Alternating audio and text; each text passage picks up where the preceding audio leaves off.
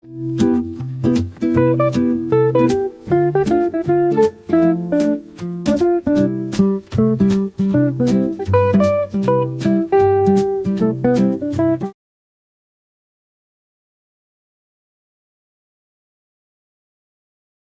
right, my name is Rich Schmidt. We're here with Josh Kimball. It is March 15th, 2026.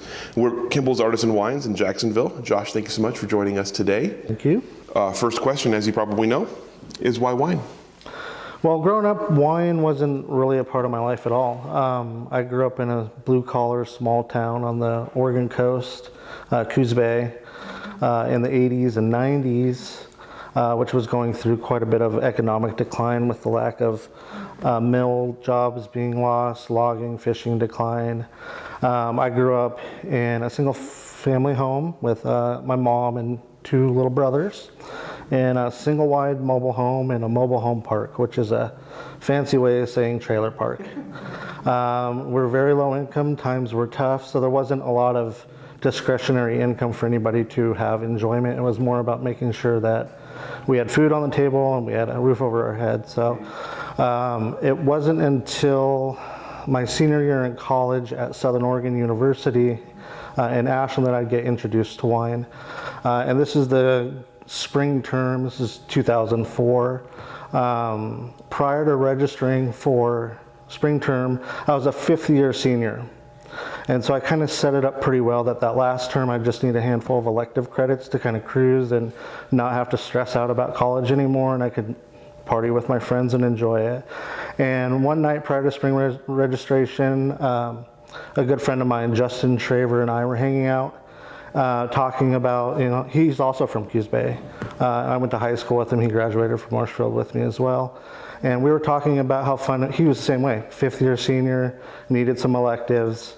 We were talking, let's take a class together. It'd be kind of fun just to kind of cap off our education together doing that. We can goof off and do whatever we want, we're seniors. And so I said, you find the class, give me a holler and I'll sign up with you. And called me on the old landline the next day, and I answered the phone and he goes, dude, I found it. We can get 2 credits for drinking. There's a wine appreciation class. And I was like, this is classic, no way. So sign me up. And so we signed up for the wine class. It was once a week on Wednesday evenings from 6 to 8 p.m. And it was taught by a gentleman by the name of Lorenzo Rizzano, who was of Italian descent, who grew up with wine as part of his culture.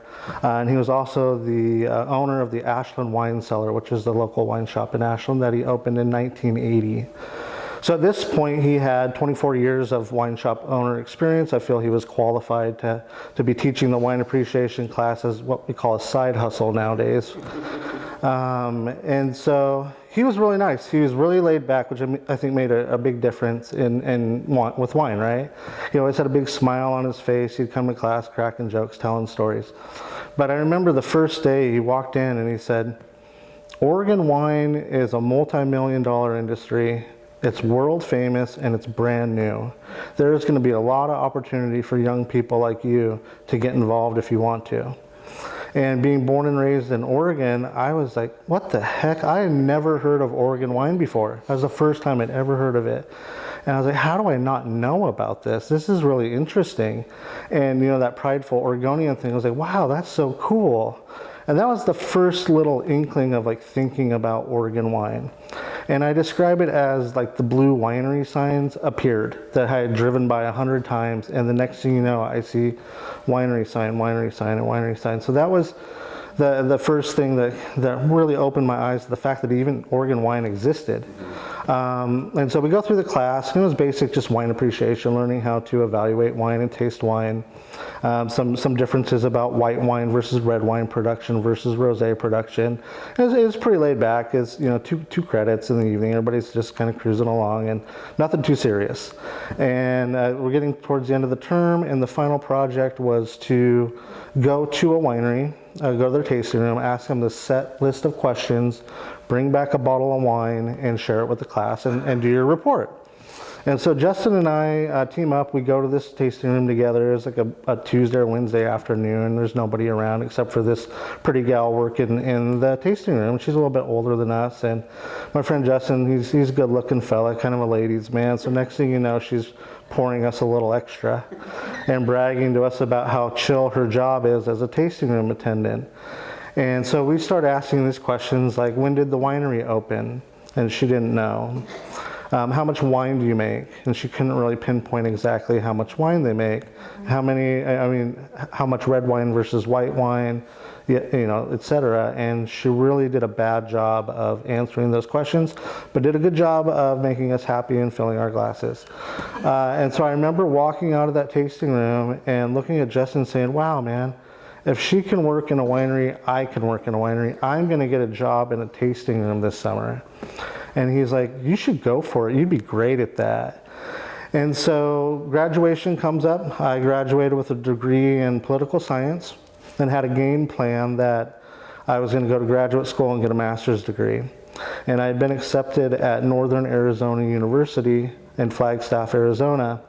And I was living with my girlfriend at the time, who's my high school sweetheart, Kaylin, who's now been my wife for almost 20 years. And she's a year younger than me. So she had another year to go at SOU to get her degree. And so the plan was for me to get a part-time job to supplement our income while I waited for her to graduate and start taking online classes at Northern Arizona for my master's degree. And so after graduation, we spent a week or two just kind of celebrating and having fun with friends, and then got my resume put together, and I was determined I was going to get a job at a tasting room. And my resume was pretty bad. It had about 2 years of experience in high school working at Burger King when I was a junior and a senior. I'd get out of school at like, say, 3:15. I'd walk to the Burger, I didn't have a car. I'd walk to the Burger King and get there about 3:45. My shift was from 4 to 11 p.m. Kaylin would show up, pick me up, drive me all the way across town, drop me off at the trailer park. I'd get to school somehow the next day and do it all over again. And I say that just to kind of know how far we've come together. And from there, I worked one summer at Louie's Bar and Grill in downtown Ashland as a dishwasher. So we had Burger King dishwasher and a couple months of retail sales in a sporting goods store. But on my resume, it said just completed wine appreciation, business class 252 or whatever it was. And the objective was to obtain a position as a part-time taste room sales associate. So I think I printed off like 20 resumes and drove around the valley on a Tuesday. And I walked into all these places, and 18 out of 20 of them said, thanks but no thanks, kid, you're a little late. This is July, right? Usually we do all of our hiring for tasting rooms in May to get everything ready for busy season. I didn't know that. And so thanks but no thanks from 18 of them. 2 of the wineries said, check back. You never know. We might have something coming up. We have events. We might have somebody bail out. And so a couple weeks go by, and I go out on Tuesdays, and I go to both those wineries. And the third time I went to one of them, they said, all right, kid, you don't need to come back anymore. We'll let you know. We don't need to waste your time. And so I went to the other winery, and they just said, hey, check back. You never know. And so I went to this winery on the 5th straight Tuesday at 2 o'clock. And I walked in, and they said, man, you must really want a job here. And I said, I've been here 5 straight weeks. I'm just looking for a shot. And they said, you know what? We see your determination and your persistence. We appreciate that. You got the job. Show up tomorrow at 9 o'clock. So I go home, tell Kaylin about it. I'm pretty excited. I'm going to start selling wine. And she spends the evening ironing my khakis and my best button-up shirt. And I have this pair of dress shoes that I get out. And I've got this shoe shine kit. And I shine my shoes. And I'm all excited. And so I show up at the winery the next day. And it's Weisinger's of Ashland. Was the name of it at that time. It's since rebranded to, I believe now it's Weisinger's Family Wines. And it was founded in the mid-'80s by John Weisinger, who was the first person to plant grapes, if I'm not mistaken, in the Rogue Valley. And he raised his kids kind of in the winery, and his son Eric was always by his side. And at this point, Eric had recently just taken over the winery. I want to say he's probably in his early 30s. And, you know, passed the torch to his son. And so I show up, and Eric's waiting there at 9 in the morning. He said, "Hey, great, you made it. You look nice." And I said, "Thank you, I'm excited." And he said, "Well, grab those things and follow me." And I look over, and those things are a hose, a mop, and a bucket. And I'm like, "What?" And he's like, "You're our new cellar rat." And I had never heard the term cellar rat before, and I took offense to it. I had just spent 5 years becoming the first person in my family to ever go to college and graduate, and now I'm being handed a mop and a bucket. I'm not going to go clean stuff. So I started to turn away and leave, and I wasn't even going to say a word. And something inside of me just said, "Go for it. You know, what the hell do you have to lose?" And so I followed him, and I had never been in a cellar before, right? And they have a cool like underground cellar below their winery, and he kind of takes me on this walk outside. I'm carrying this stuff, and he opens the doors, and I look in there, and these beautiful barrels of wine are all stacked uniformly. And there's a guy in the back, and he's bent over this bottle, and he's a barrel, excuse me. He's got a flashlight, and he's looking in there, and this hypnotizing smell of red wine is just in the air. I had never smelled anything like it before, and it stopped me in my tracks. And it was like, whoa, what is this? And he's like, "This is Fred. Fred is our assistant winemaker, and he's our cellar master. You're going to be working with Fred today." Eric says, "I got to take off and go sample some vineyards and stuff, and I'll be back at the end of the day and check on you." And he was like, "Fred, this is Josh." And Fred looks up from his barrel and looks at me and just shakes his head. And he said, "You're going to need some safer footwear if you're going to be working in here. It is slippery, and you can fall and crack your head open. And I don't have time for that." And I'm like, I try to explain, you know, like I thought I was going to be selling wine. He's like, "I know, don't worry about it. Better footwear, you know, so we need to be safe here." So, and I'm like, "What's going on? What are you doing?" And he's like, "I'm racking wine." And I'm like, "I don't know what that means. I never heard that term before." And for those of you who might not know what that means, it's basically moving wine from point A to point B with an intent to do something to it. So this was approaching harvest. And he goes, "Let me show you." And we walk up to the winery, and I can see the wine going in this tank and kind of filling up. And he goes, "Every winery in the world operates on a cycle. It's a 12-month cycle. And the apex, the climax, is harvest." And so the wine that we're moving now is what we worked with last fall in the harvest of 2003.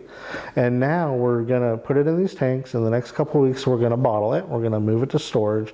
And that's going to free up the barrels, and it's going to free up the tanks for the upcoming vintage, which is going to be here before we know it. And I was like, wow, that's super fascinating. And it was stimulating mentally. And I never had been mentally stimulated working before because I had shitty jobs. And I was like, wow, I could be getting paid to learn things? This is interesting. And I'm like, well, what do I get to do? And he goes, well, you're going to be washing barrels today.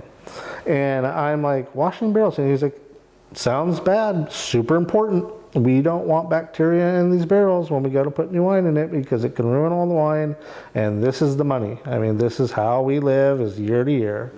And so it might seem like a non-insignificant job, but it's super important, dude. You can't mess up. And I'm like, cool, show me what to do. So he takes me outside, and he's kind of got some barrels lined up, and they have this little track that you would lay them on to help you move them easier. And he's like, you take this hose, you fill up the barrel, you rock it, a bunch of times. You're going to flip it over, you're going to drain it out, you're going to do that 3 times, and you're going to roll it over here and set it there, and we're going to sanitize it at the end of the day. And the barrels were not light. And I weighed about 50 pounds less than what I do now. And I was trying to wrestle these barrels around. And he's like, you're going to need a couple things. And so he puts a little radio out there for me. And he goes, you're going to need this. And this is sunscreen. It gets hot out here. This is July in Ashland, Oregon. And do you have any water? And I'm like, yeah, I have some water in the car. He's like, go get it. There's a fill station in the winery. If you run out, go get it. If you need to take a break, take a break. This is hard work, and we don't need you passing out, And I was like, wow, this guy's really thoughtful. Everywhere else I've worked, nobody's ever been this nice before. And I started doing my thing. I turned on the radio. He's like, oh, I will just bring you the barrels out as they come free, and you wash them and you do your job. And luckily I had a white t-shirt on underneath my dress shirt. So I made a white t-shirt, really nicely ironed khakis, and my shiny dress shoes, washing barrels, and it gets frickin' like 95, 98 degrees out there, sweat my ass off. And you know what? It wasn't bad. I enjoyed it. It was cool. I was a part of something. It was an important role, and they were trusting me, and I'm just some kid off the street. And so that day, was the hardest I'd ever worked in my life. I remember we take this lunch break, and Fred takes me up to this air-conditioned break room where we're cool. I'm cooling off. He's been in the cellar all day. He's all good. And he's on the internet, and he's looking at this web page. And I'm like, what are you looking at? And he's all, it's called winebusiness.com. And I'm like, what's that? And he's like, it's kind of like the New York Times for wine. You should start reading it. And so I was like, thanks for the tip. I will. So we go back to work, and at the end of the day, Eric comes by, and he's like, how's it going, man? And I've got purple leaves all over me, soaking wet with sweat and water. And I'm like, great. And he's like, cool, we're gonna sanitize the barrels now. And it was really neat. We hooked up these sulfur patches to like the bottom of like a clothes hanger and hung it over the barrel, lit it on fire, and put it in there and sanitized the barrel, which I've never seen anybody else do that to this day. And it was kind of this like intimate act that we were doing, and I don't know, it was interesting, it was peaceful, we were getting work done. And he said, look, I know this isn't what you signed up for, but Fred would be doing all of this. He's been busting his ass. We could use the extra help. We've got a minimum wage position for you, part-time. Do you want to help us get this wine bottled, go through harvest, and then after harvest, let's talk about what you want to do. And I was like, heck yeah, And he said, good job today, and he gave me a bottle of wine. He gave me a bottle of the Mescalare, which is their Italian-style red blend. So I went home, and I was like, I got this Italian-style wine. What am I going to do? Kaylin works evenings. She comes home. I usually make dinner. So I'll make some spaghetti. And so I make this spaghetti, and I've got this bottle of wine, and she comes home, and I'm all excited, and she's tired from going to school and work all day. And I'm like just going off about all these wonderful things we did, all drinking. Isn't this the best wine we've ever had, And so that was kind of my first introduction to wine. And so a couple weeks go by, we bottle for my first experience with bottling. And no matter where you work in the world, it's a pain in the ass. It's just loud. It's a lot of moving parts. You've got to stay on it. You fall behind. They had this bottling line from like 1975, which is like the jankiest bottling line I've ever seen in my life. And I'm pretty sure it caught on fire the first day, And I'm just like, holy shit, what are we doing here? But anyway, we got through that. Harvest comes. I work harvest. It's all kind of a blur because I was doing graduate school online at the same time and just working. But I remember not wanting to go to work. I was always excited to wake up. Those people are some of the best people in the Oregon wine industry. Before harvest, John Weisinger was kind of living in Texas in Ashland at the same time. He had come back and said, we should have a dinner. And let's get the whole team together. It's a small team. It's, myself, Fred, the assistant winemaker, Eric, the winemaker, and there's a tasting manager and her partner. And they wanted to have a dinner with everybody together. And I had never been invited to a work dinner before or the boss's house before. And we show up, and they're so gracious, and they had all these old bottles of their wine. And it was one of those places that there's no such thing as a dumb question. There's not. And it was so empowering, and I learned so much and so grateful for that first experience. Those people live the American dream, where they took that risk. The sun's opera. I mean, it's just a beautiful story. And so the year goes on. They eventually let me start selling wine in the tasting room. I'm sorry if you went to Weisinger's during that time, because I was just pulling it out of my ass. But I enjoyed it. And I realized that I didn't know that much about wine. I mean, it's basically 6 months, 5 months of working in a winery, but it was so much more than the general public really knew. And so it felt good to be able to educate people on something that, I had a hand in. I was very, prideful of the wine, and the people there were on vacation. They're happy. They're enjoying wine. It was really laid back and comfortable. It was never an issue. And I thought I really excelled at, and I like people. I like talking to people. And I remember Eric's like, hey, we'll give you a bottle of wine for every wine club member you sign up. So I'm like, man, I don't got no money to buy wine. I'm going to get 6 wine club signups this weekend. That's going to get us through the week. And I did, you know. And so that was good. And so the year comes June, Kaylin graduates from college. And I'm like, hey, I got to talk to you about something. I'm not so sure I want to go to Northern Arizona anymore. And she's like, I know. I could tell. She's like, this is amazing. You found something. Let's just take the risk. And so the plan was to ask Weisingers for full time. So I approached Eric and said, hey man, I really enjoy working here. Is there any opportunity to come on full time? And he's like, we can't. He's like, look, you're welcome to stay here as long as you want a part-time right now. Maybe that'll change in the future. It was a stretch bringing you on, man. Like, we just saw something. You showed up and you wouldn't go away. And we figured we'd give you the shot. And so I was kind of devastated because I really did want to work there. And so, and they're like, and we'll help you if you need our help doing anything else. So I continued working there, and I talked to Kaylin and I said, okay, well, that's out. I don't really feel like I feel like we need to leave. We've been here for quite a while. Not a lot of people here have like big winery experience. Maybe I should go to the Willamette Valley and get some experience, and then we can come back here and settle down. And so I'm like, will you move with me anywhere if I can get a full-time job? And she's like, of course I will. And so I sent my resume out to about 50 wineries in Oregon, and nothing was happening. Nobody's calling. But it only takes one call. And so one day my phone rang, and it was a woman by the name of Mary Belondo, who was working at King Estate Winery at the time. And she was explaining to me that the King family had just made a huge investment in building a new visitor center with ambitions of turning it into a full-scale restaurant with lunch and dinner service, brunch on the weekends. And this is a major step for King Estate, who was at that time probably selling 99% of their wine wholesale. At Weisinger's, they're selling 99% of the wine direct. And I had never heard of King Estate. I just sent them the resume. And she said, well, would you be willing to come up for an interview? And I'm like, of course I will. And so I think I ran to the grocery store, bought a King Estate, you know, to kind of, and did some research online. And so I show up there, and she goes, so are you moving to Eugene or something? And I said, well, if I can get a job. And she's like, oh, I thought you were moving to Eugene.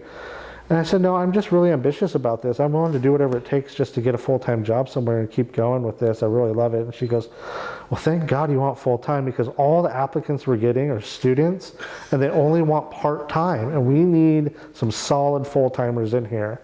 And it seems like if you're willing to move to Eugene for this job, you sound a little committed. And I'm like, I'm totally committed. Just give me a chance, please. And she's like, you're in. And so they hired me, and it was a little before they got the restaurant operations really going.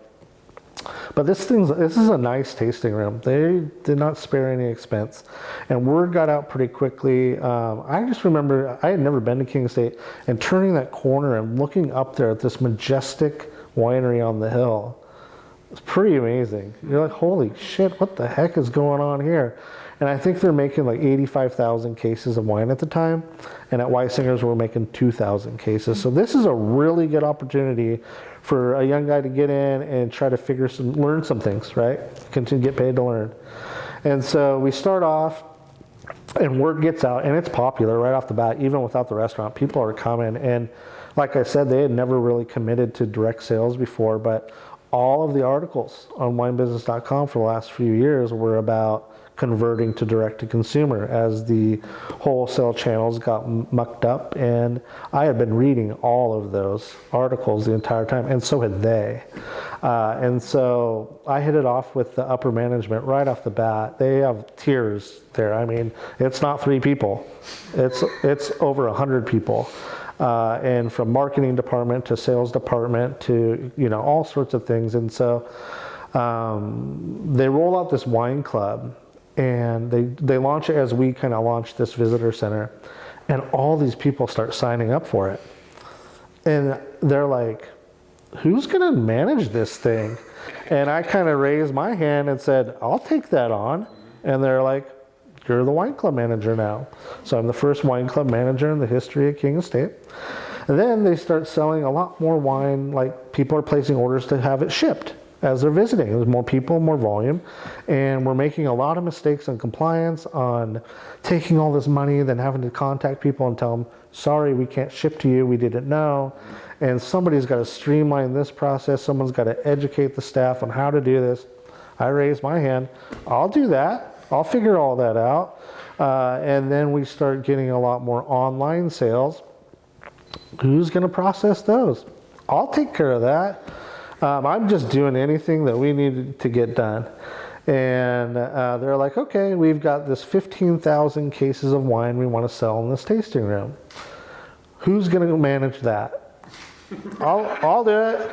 And so, but now we've added all these components. I should probably get a little bit of a promotion here. And so I say, hey, I'm willing to be the direct to consumer sales manager. I'm all in. And they're like, we need somebody to do it. Good timing.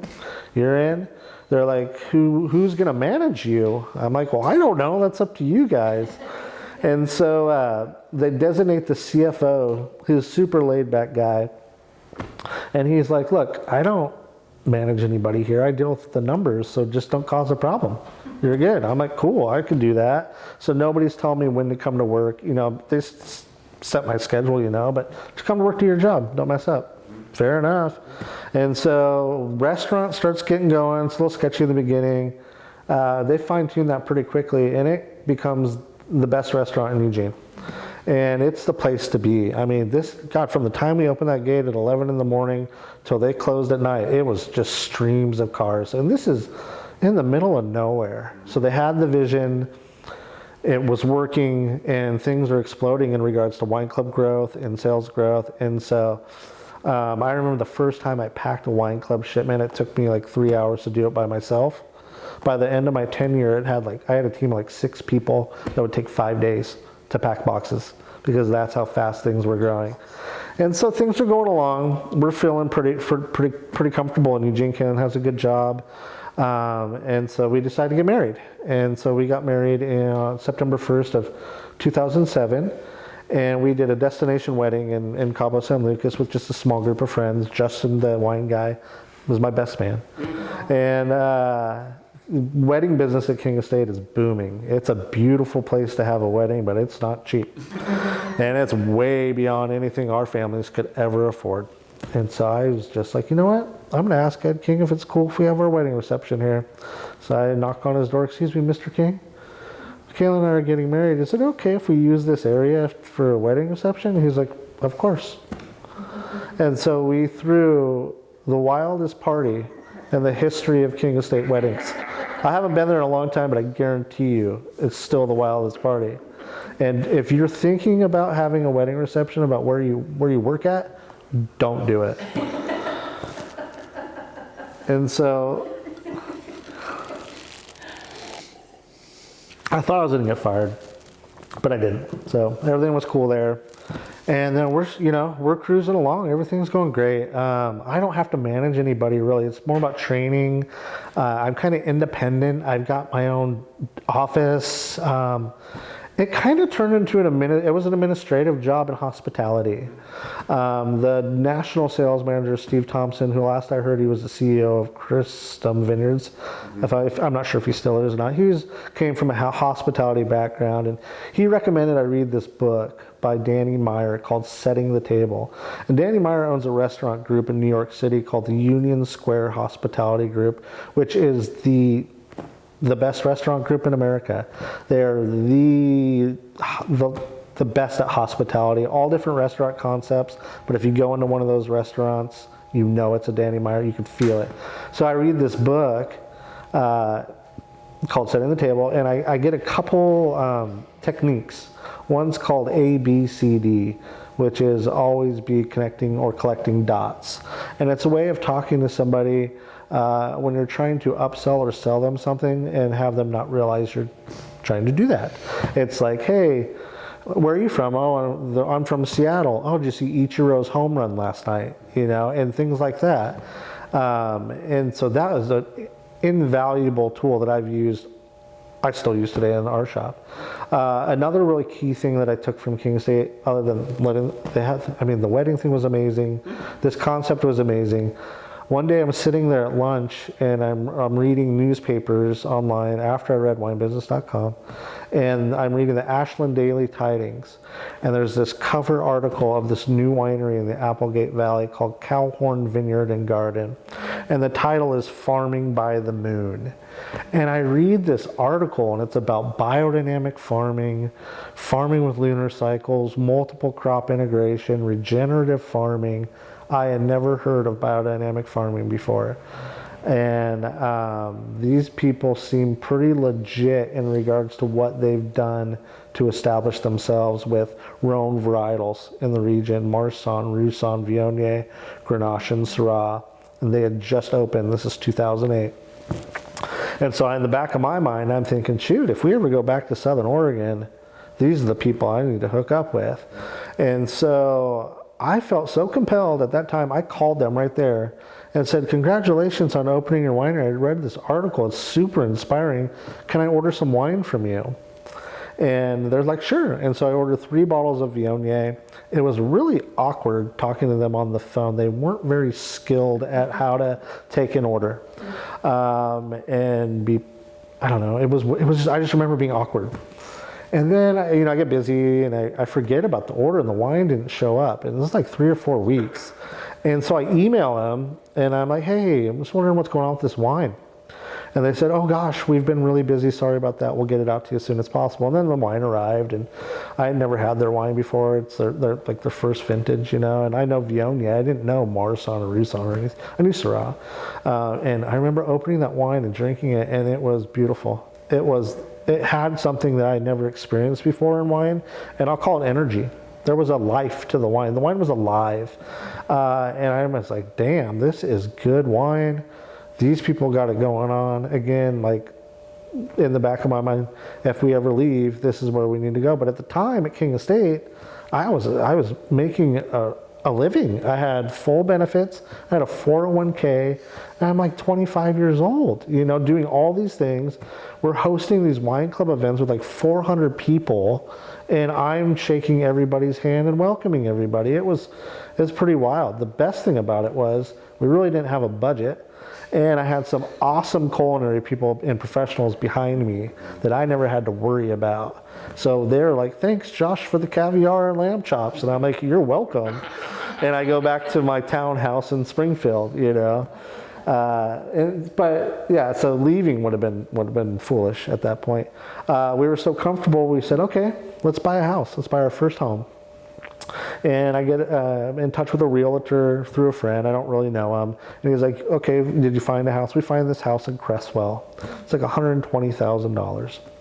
And he's like, well, you got to go meet with a lender. So we go meet with a lender, and the lender is like, we'll give you like $485,000. And we're like, what? Are you kidding me? And the realtor is like, take the money, man. You should really take that money. And we're like, we can't afford that at all. And we got spooked, and we were like, walked away. We're like, no, we're not buying a house right now. And then a thing called the Great Recession happened, just like 6 months after that, where everybody started to foreclose because the banks were giving people way too much money that they could afford. And we were like, whoa, pretty glad we didn't do that. And then one day, I'm sitting at work at King Estate, and Ed King says, hey, I need to talk to you. And I said, yeah. And he said, we got to let you go. We're restructuring the business right now. We're doing a wave of layoffs, and you're one of the casualties. And I was pretty devastated at the time. I mean, I worked my ass off, but at the same time, I learned a very valuable lesson. This is a business. I wasn't personally offended, but I understood, and he explained it in that manner and said, maybe someday we can have you back. We've got a severance for you. We've got a letter of recommendation. It is what it is, man. And so, yeah, I was pretty devastated. And then, Kaylin still had her job. She's working at a credit union, so that was good that she had a job, right? And so our first thought was, okay, I'm hitting that Cowhorn people up. I hit those Cowhorn people up, and they do not reply at all. And I realized, shit, they just opened their winery in 2008. They'd bought that property in 2002 and been spending like crazy for 6 years. And now they're open, and now it's the Great Recession. I get it, right? So I'm like, okay, probably not going to get anything anywhere with them. So I'm looking at winejobs.com and Craigslist and all this stuff. And I see this job up in Tri-Cities, Prosser area, up in kind of Washington State. I've never been there before. It's pretty much exactly what I'm doing for like 45% more money. And so I'm like, I'll go up there and check that out. So I drive up there. The guy hires me on the spot, says, okay, when can you start? And I was like, well, I got to talk to my wife about this. This is a little bit different than, moving around Oregon. I get back and we hash it out, and we're like, it's so far out there. It's 7 hours from Coos Bay. And, we wanted to be close to family still. We had ambitions of starting a family and stuff like that. And it just, I could have jumped on it, but we just decided it wasn't the right move. So we turned that down. And then it's just crickets for months. I mean, months go by without anything that looks viable. I start kind of getting down and out. Like, man, I'm a failure, can't get a job. There's just no jobs. Nobody's hiring at that time. And so I started volunteering at a local food bank. It's called Food for Lane County. And that was a really good move, because I start going there and I start putting these food boxes together for people that are going to get those delivered to their homes. And I start thinking, what the heck am I worried about? I remember when I was a kid, and we used to get those food boxes, and how helpful that was for our family. I'm like, look how far I've come in. I'm only 25 years old, 26 now, 27, and so that rejuvenated me and got me kind of, back on track mentally from being in like a, you kind of get down when things aren't going your way for a while. And then out of the blue, I just see this job on Craigslist. It's for a winery outside of Salem, and it's exactly what I was doing. And this is like a 15,000 case winery. And it said 20% of the time you need to travel and for sales support in select markets. And that's something I had never done before that I was interested in getting into, because I remember at King Estate, they would have sales managers and regional managers coming all the time, and they'd be having lunch and drinking wine, and they're the highest paid people at the winery. And I was like, that seems like a pretty good job. I want to eat lunch, drink wine, and get paid more. And so that was the real appealing part to it. So I applied to it, and it was posted, and I applied within like an hour of it posted, because I was looking every day. And the owner of the winery calls me back real quickly and goes, wow, this is exactly what we're looking for. Is this real? Like, we never call the first guy, And he was like, I was at King Estate a while ago. It was a beautiful experience. You guys are doing great work there. I'm an absentee owner. I don't live here. I just invested a lot of money in building a new tasting room, building a new winery, and adding a bunch of new equipment, and we're underachieving. We're not achieving in the vineyard. We're not achieving in the winery, and we're sure as hell are not achieving selling wine direct. The only thing that seems to be working is wholesale.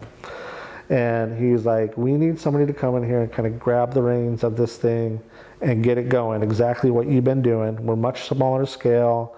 I think you can handle it. And I'm like, of course I can handle it. He's like, I'm going out of the country.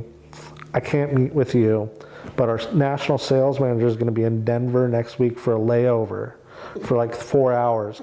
Can I buy you a plane ticket to Denver, and you fly to Denver so that we get a look at you, and you meet the person, and then you go home? And I said, of course I'll do that. I had nothing going on. So I freaking go to Denver. The sales manager's drinking a beer in the bar. There's like, want a beer? I'm like, heck, I'll have a beer. And they're like, you look good. You ready to do this? I'm like, yeah. And that was it. I flew back home. They left. They're like, you got the job. When can you get up to Salem? And I was like, right away, I'm ready to go. And the main thing that really contributed to this was Kaylin was working for a credit union at the time that had branches in Eugene, but also branches in Salem. And she was able to coordinate a transfer, so she didn't have to quit her job. She'd already been working really hard at what she was doing. And so that was like, that sealed the deal. We'd never been to Salem. We didn't know anything about Salem. And we rushed. I mean, we had dog, which is hard to get. We're renters still. It's hard to find a place with a dog. We jump on like the first place we look at, and they're nice people, but we didn't know that Northeast Lancaster wasn't the nicest part of town. And it's about as far away from the winery as it could possibly be. But we took it. And so we moved to Salem in Northeast Lancaster. It was a cute little house, but it just wasn't in a very appealing neighborhood. And the commute was about an hour, 15 minutes to where I would be working. So anyway, I forgot a key point. When the owner of the winery is talking to me on the phone, he says, look, I know you can do this. You got the job, but I got to tell you something. It might not be very comfortable for a while. We're going to be making some changes. I just need you to get in there, grab a hold of this thing, keep your head down, and just don't worry about that stuff. It's all going to take care of itself, but it could be pretty stressful for a little bit.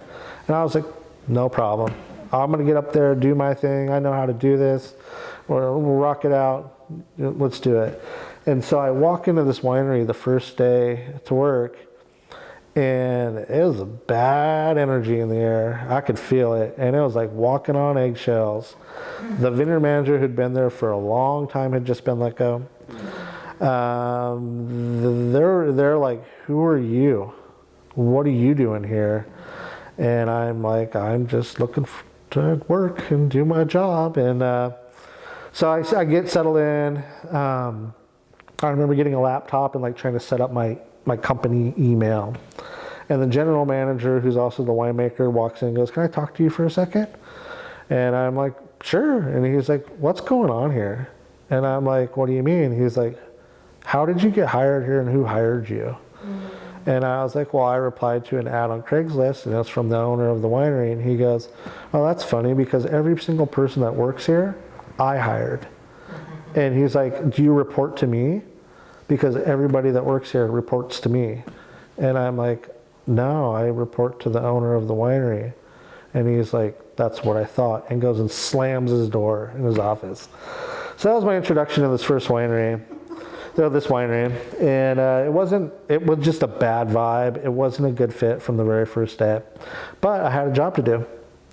In a couple months, that winemaker, general manager, was no longer there. He had been there for decades. They are bringing in, searching for new winemakers, searching for a new vineyard manager. They bring in a new winemaker. They bring in a new vineyard manager. I'm new. I mean, it's just a whole lot of new. And the owner was like, a lot of this has been my fault, are not succeeding because I haven't been present enough. And I'm going to be present now. And we're going to make this thing happen. So he did hire really smart, good people.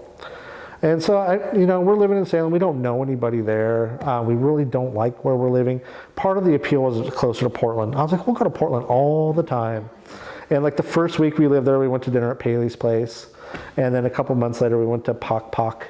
And we didn't go to Portland any other time there. And so I was kind of just in a bad mood. Kaylin wasn't really jiving. And I remember we would just have dinner and drink wine and just complain. And I was like, this, and I'd wake up and not want to go to the job. And I'd never done that before. At King Estate, never had a day where I didn't want to go. Weisinger's never had a day when I didn't want to go. And I was dragging my ass to this place.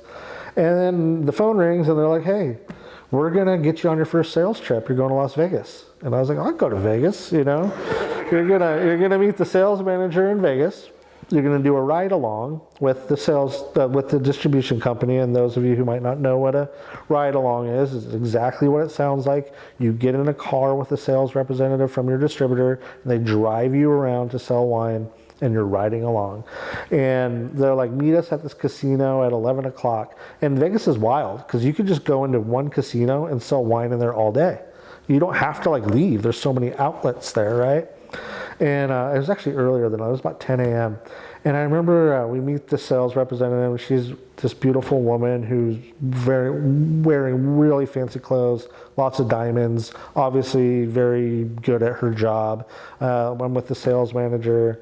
And my job is just to observe. They basically say, hey, sit back, watch how it's done, kid. And when you're on a ride along, typically before you ever go into an account, a store or a restaurant, they'll give you a little biography of the buyer, kind of let you know who you're going to be talking to. And she's like, this guy is a jerk. He is temperamental as hell. We say one wrong thing, he's going to cut this meeting off, and we're going to be out of here. So, kid, don't say a word. So I'm like, cool, I'm not saying shit.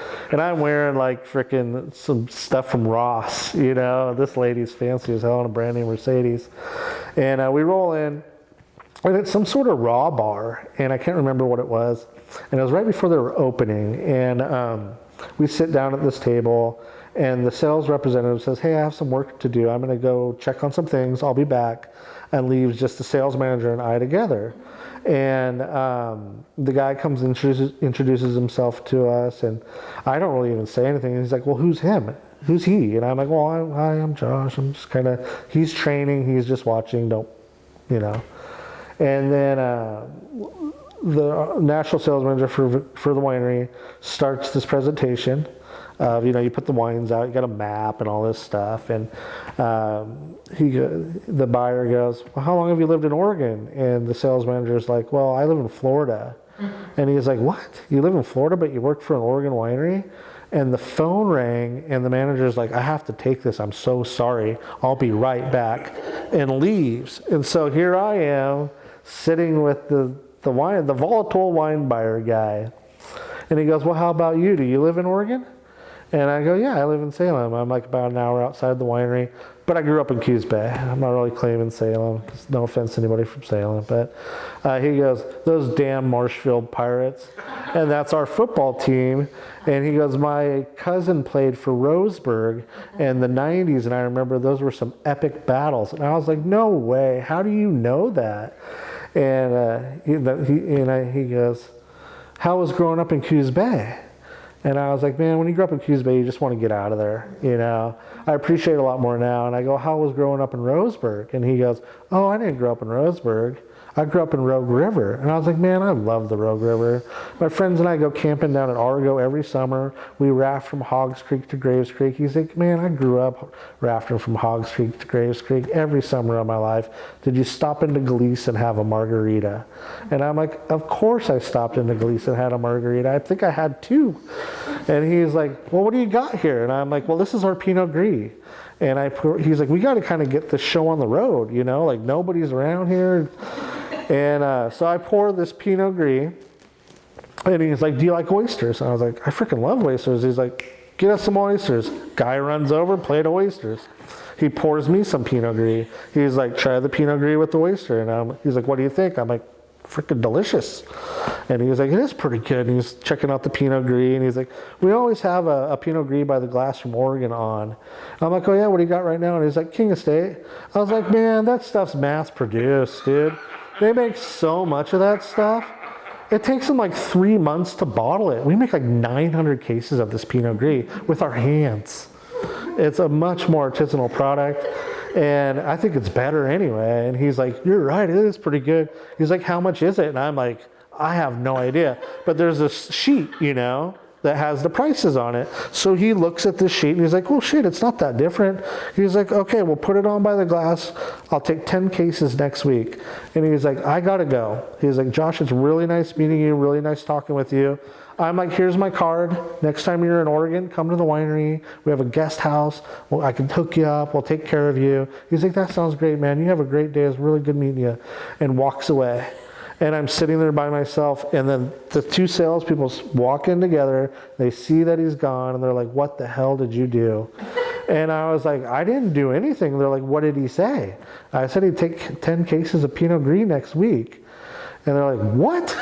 And the sales manager lady got upset. She's like, I told you not to say anything. And I'm like, and the boss lady, my sales manager lady, kind of gives me a look like, don't say anything.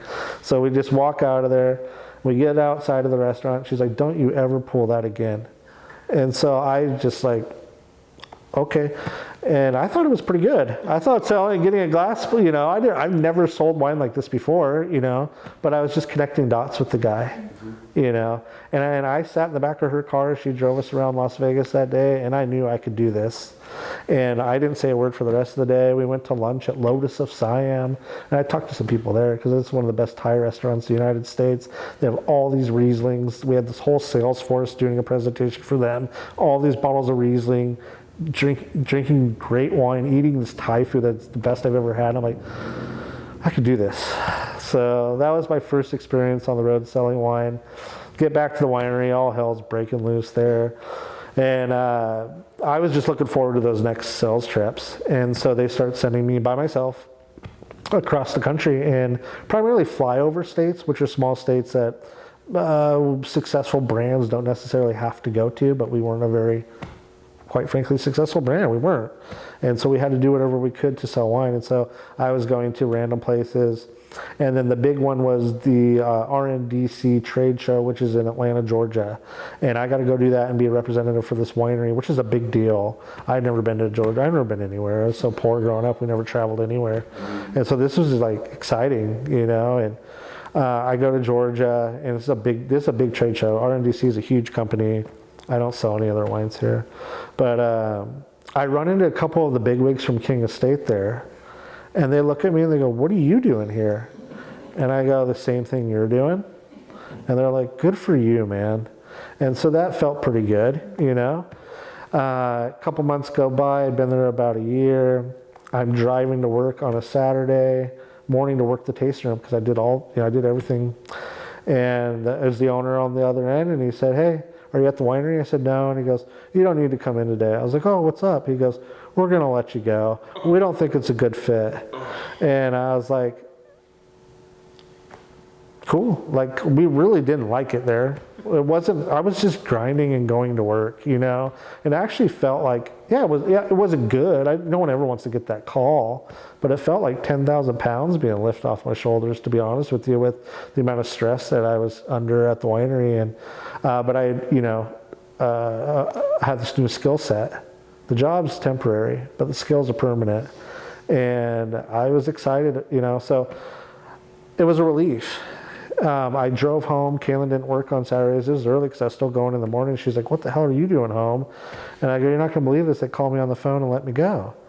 And she goes, "They called you on the phone and they let you go?" And I go, "Yeah." She goes, "Okay."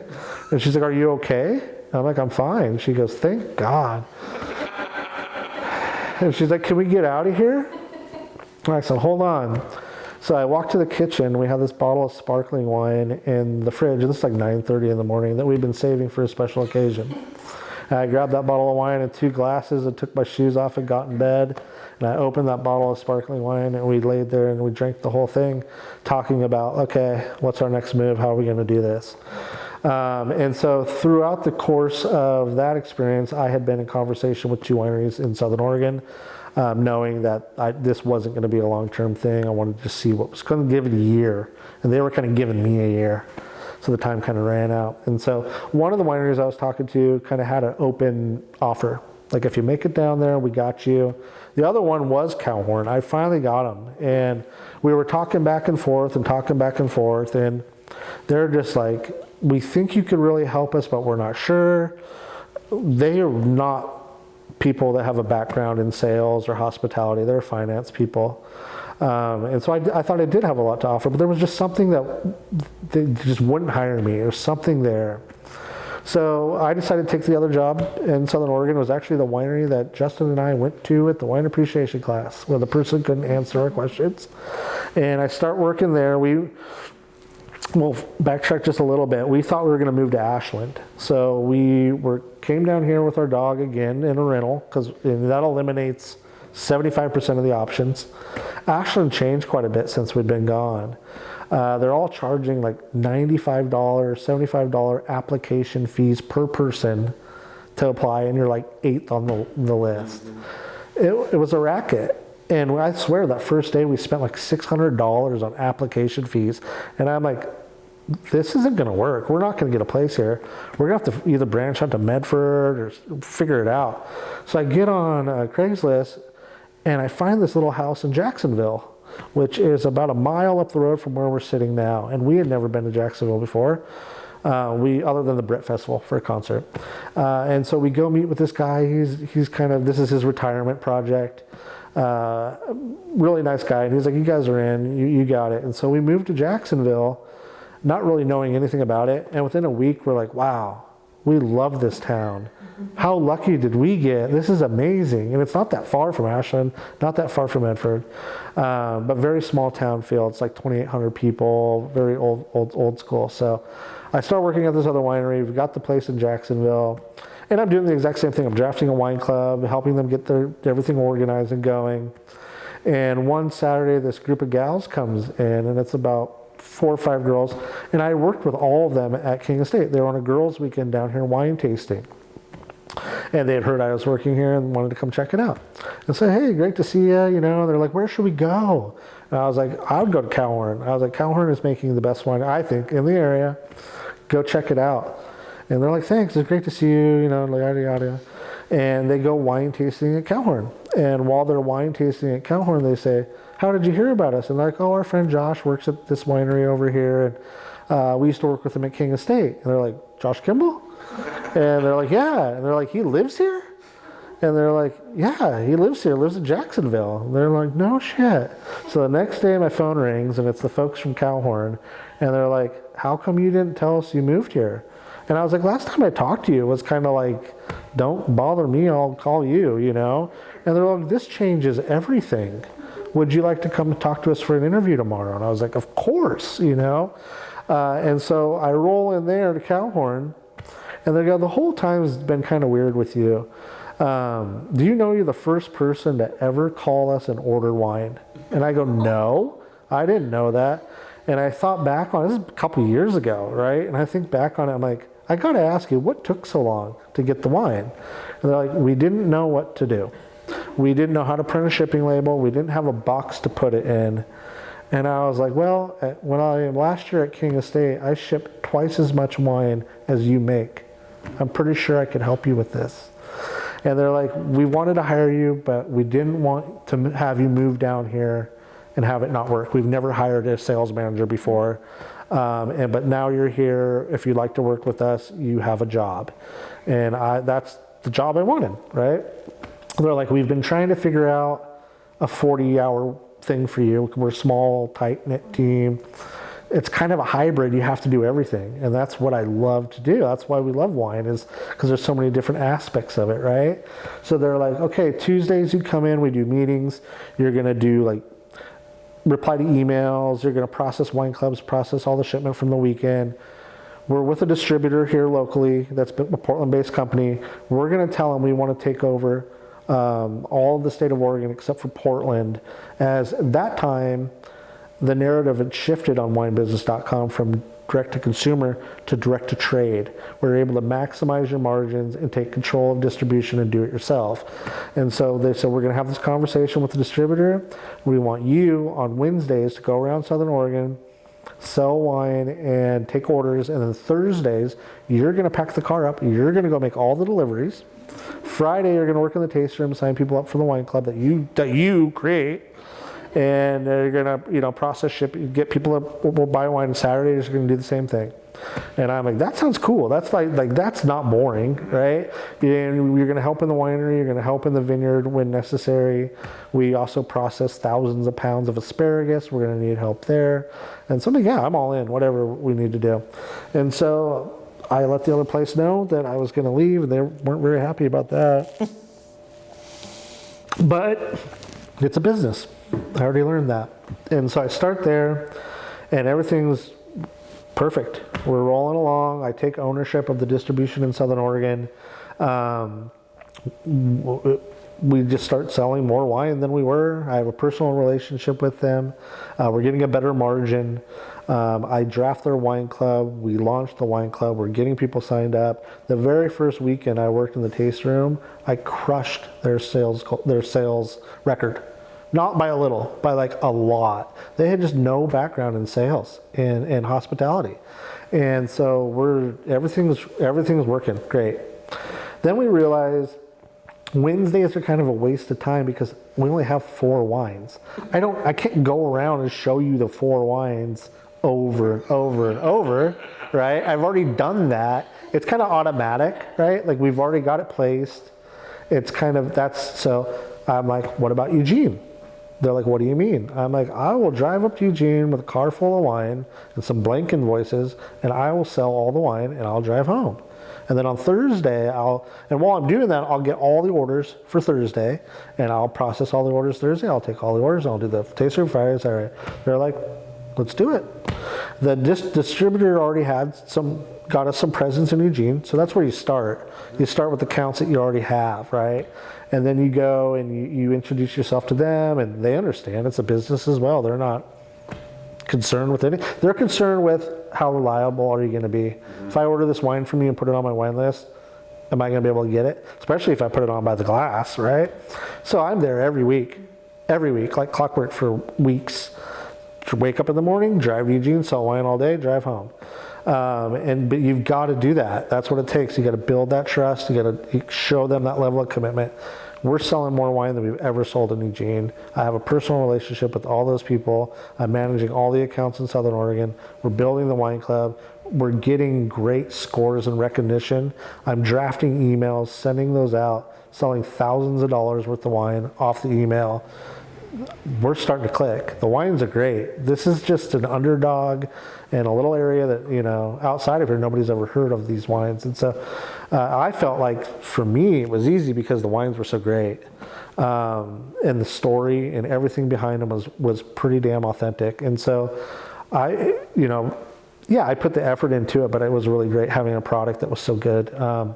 So we're doing that. And then we kind of ease off the weekly thing because I don't need to go up there every week because we've kind of got it saturated and we've got a rhythm, And so they're like, dang, we might just let this distributor go and you can start going to Portland. And I'm like, bring it on. I'll go to Portland. I love Portland.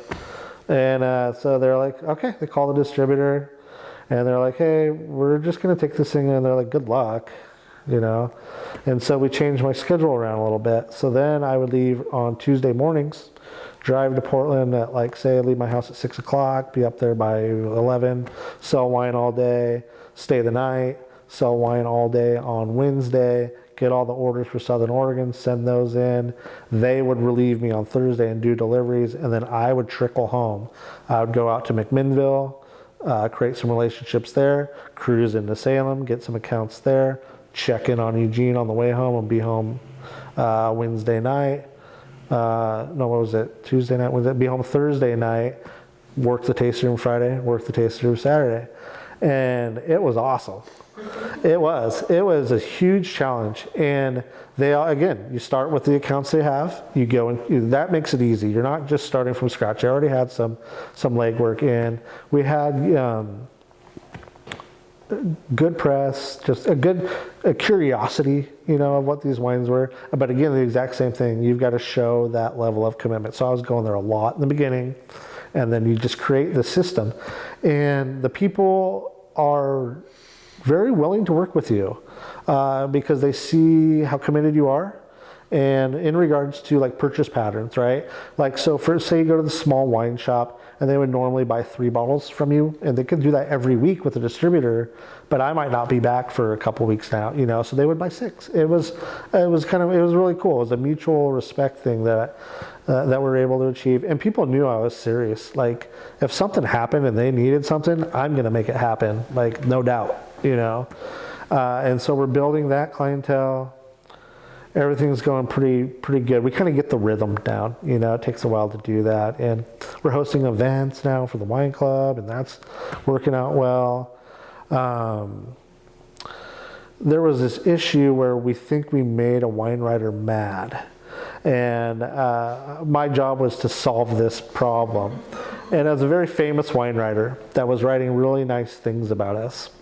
And it was important that he continued writing nice things about us. So this particular gentleman was in New York City and took a bottle of our Syrah to a restaurant that he acquired on his own and shared it with the sommelier and said that, they liked it. And he's like, can you help me get this wine? And he's like, yeah, I'll mediate. I'll help you out. So he contacts Cowhorn and he's like, hey,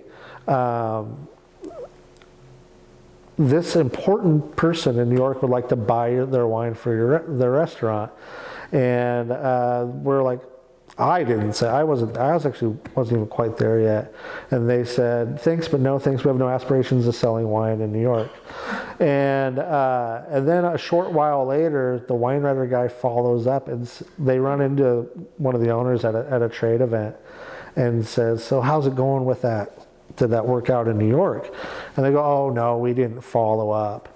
And the wine writer is like, big mistake, and walks off. So I forgot to mention this when I get hired. They're like, hey, we kind of have this problem. What would you do? And so I'm like, what was the place? And they're like, I don't know. We wrote it down somewhere. And I'm like, okay, well that's pretty important. We need to, it was some bar. I'm like, some bar? And they're like, yeah, tavern. And all we found is Gramercy Tavern. And I'm like, dude, you just don't say no to Gramercy Tavern. Like, they're like, okay, what should we do? I'm like, we need to send a note to this wine writer and a little sample pack of our new releases apologizing for not understanding what Gramercy Tavern is owned by Danny Meyer. That's the Union Square Hospitality Group. That's the book I read. That's the guy that's like taught me everything. And I also learned about a power of association at King Estate, how important that is, just to have your wine in that place, you know, is a legitimizer. And so I send this gentleman a little care package and a note with my business card. I'm here now to help, and please don't hesitate.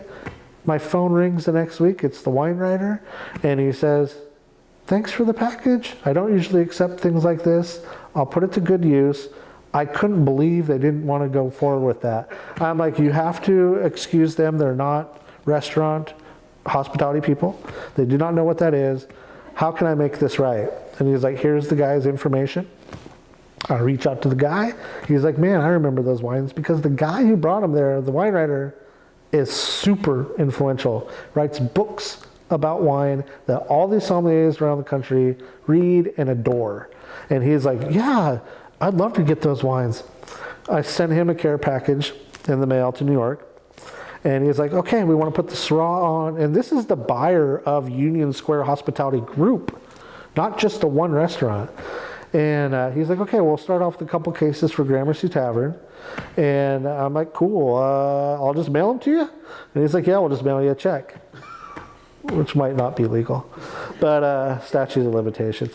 Yeah. And so we mail the wine, do this a couple times. And he's like, dude, wine's doing great. Everybody's behind it. We'd like to get it into Union Square Cafe and a couple other of our properties, but we can't keep doing it the way we're doing. You're going to have to get distribution in New York City. And I'm like, okay, so who do we talk to? And he said, David Bowler Wines. And I had never heard of David Bowler Wines, but they're the best. And so we called David Bowler Wines, and we're like, hey, there's these people that buy our wines in New York. We're wondering if you want to work with us with distribution. They're like, well, who is it? And we're like, oh, it's the Union Square Hospitality Group. And they're like, you're in. And so I got us distribution. We got distribution in New York. We got distribution in New York within me starting there very in the beginning. So we got that going. We have a little distribution in California. We've taken over Oregon. And Eater.com was super important for me, to helping me figure out where to go in Portland, top 38 list, right? I'm not from Portland. I don't know it that well. I know kind of the scene. And so I would spend my time reading this top 38 restaurants in Portland, going to their websites, looking at their wine list. If there was all French wines and all Italian wines, probably not going to buy any Cowhorn. Shouldn't waste my time. But if they had some like-minded producers on there, okay, might be worth reaching out. And it was basically just starting from scratch with a lot of them, was showing up, here's my card, or emailing, calling, they're not replying, then I show up, or go there for a dinner or a glass of wine after work. A lot of business and wine gets done after 8 o'clock. And I had a pretty meager budget to go up there and spend. So I chose to stay at not the worst, but a pretty bad hotel that didn't cost very much, called the East Side Lodge, which is next to the Trio Club there on East Burnside. But it was very strategic, so it was cheap. and so I could have more money for food and fun. And my friend Jay owned a brewery about a block away, so I'd get off work, he'd always be there and give me free beers. And it was close to Lake Pigeon, which Andy Fortgang was buying the wines. And I was like, this is the most important account that we have here. I am never losing this account. I'm going to Lake Pigeon to have dinner all the time. So I went to Lake Pigeon a lot. And my hotel is where I walk everywhere. I go have a couple beers, but have dinner, I'm exhausted, walk back, go to bed, do it all over again. So that's going good. So good that Kaylin and I decided that we should start a family. So our daughter Eliana was born December 20th of 2012. And that was great. We always took Januaries off at Calhorn. So it was a really cool time. We brought her home on Christmas Eve. And I had that time just together as a family to figure out how to be a father and how to be parents and fall in love with this baby. And it was a trip, the first kid, it's pretty scary stuff. And so that was a very special time in our life. And the Calhorn people were extremely supportive of it. It just felt great. And I had this new energy of I need to work harder, right? So they're like, what do you think about California? I'm like, California sounds great. So we had a little distributor there that was doing things. They're a Bay Area based company. They also represented our wines in Los Angeles. It's like, let's call them and see if we could take over San Francisco and they could hold on to Los Angeles. And they didn't like the idea. So we kind of just severed ties. They're like, we think you could do a better job. And I'm like, I know I could do a better job. And so we did. And so we made it a little easier though, because we were able to hook up fulfillment, which is basically where you store your wine. And I didn't have to lug wine down to the Bay Area, right? Like I was doing in Portland. So for all these years, any bottle of wine that you bought in the state of Oregon came out of the back of my car. And in California, we were able to hook up fulfillment. So all I had to do was email in the order, and they already had relationships with this company, and they would do the delivery. So that was cool. But it's a little bit longer drive. So I'd leave my house at say 4:30 in the morning, so I can have a 10:30 meeting with the buyer at K&L Wine on 4th and Brandon in downtown San Francisco. And I'm opening bottles in my kitchen at 4 in the morning and tasting them and making sure they're good, kiss my wife and daughter goodbye and hit the road. And same thing.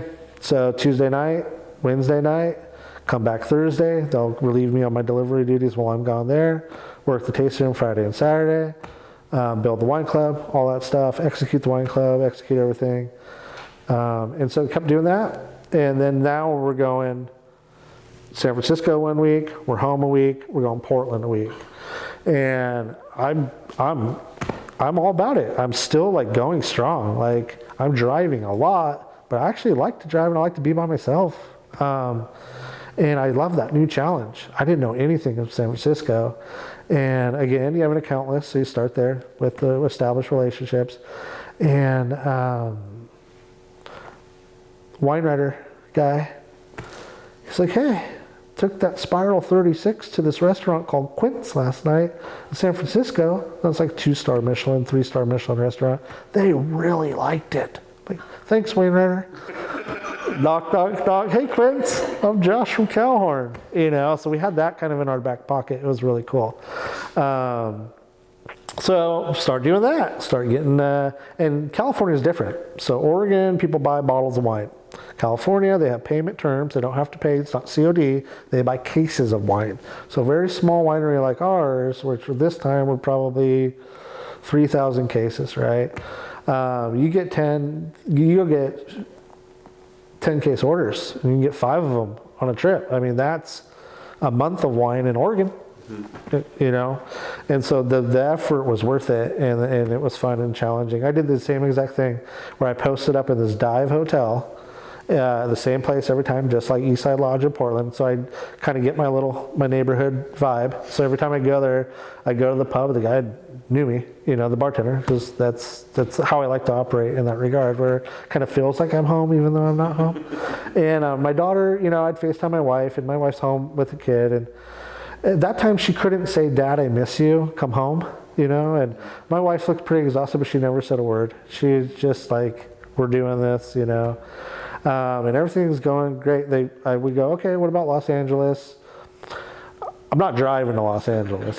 So I flew down to Los Angeles a couple times, got like a kind of a core base of accounts. And then we're like, okay, they could just we can do this from afar with them. I don't need to go down there. So that was my run at Calhoun for quite a few years there. And it's all kind of blurs together a little bit. And then we'll take January's off. So January of 2014, I get pneumonia, like this horrible case of pneumonia out of the blue. And it lays me down. Like I'm down. Like I'm usually like on break, I'm replying to stuff. I'm still working. It's not hard, And I was just down. I had no bandwidth. We had a young kid. I'm trying to, survive.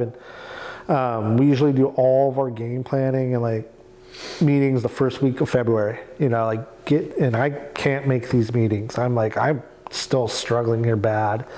And I finally get enough strength to start, and they're cool. They're like, the guy's sick. It's nothing I'm doing wrong, We'll figure it out. And then I'm just about full strength getting ready to go back to work. And I get this call that my grandfather's in the hospital in California, and I better get down there as soon as possible because it's not good. And so I'm like, shit, just getting back to work. And my grandpa's 92 years old. And when you grow up in a single parent home without a father, your grandfather's kind of your dad. So it's a big deal. And I call my brothers and I'm like, dude, we got to go down to like the Sacramento area. And we rushed down there and it was way worse than I thought it could be. The guy's basically on his deathbed and they're like, so what are we doing here? And I'm like, what do you mean? And they're like, you're the guy. Well, you're the guy making the decisions here, and I'm not ready for that at all. And they're like, we advised you to take him off life support, and that's the best thing to do. So I'm like, okay, I guess that's what we're doing. And I just hung out with my grandpa. He is super cool. 92 years old. We just had Christmas. He was fine, And then boom, out of the blue, just like I don't know how to describe it. It was just devastating, I'm just trying to get back to work. This happens. Never experienced anything like this in my life. And I'm charged with handling his affairs and his estate. So, which is a lot when you don't know what you're doing. Never done that before, right? So they're like, fuck this. They're like, you know what? We got you. We're all going to do this together. So they were very supportive.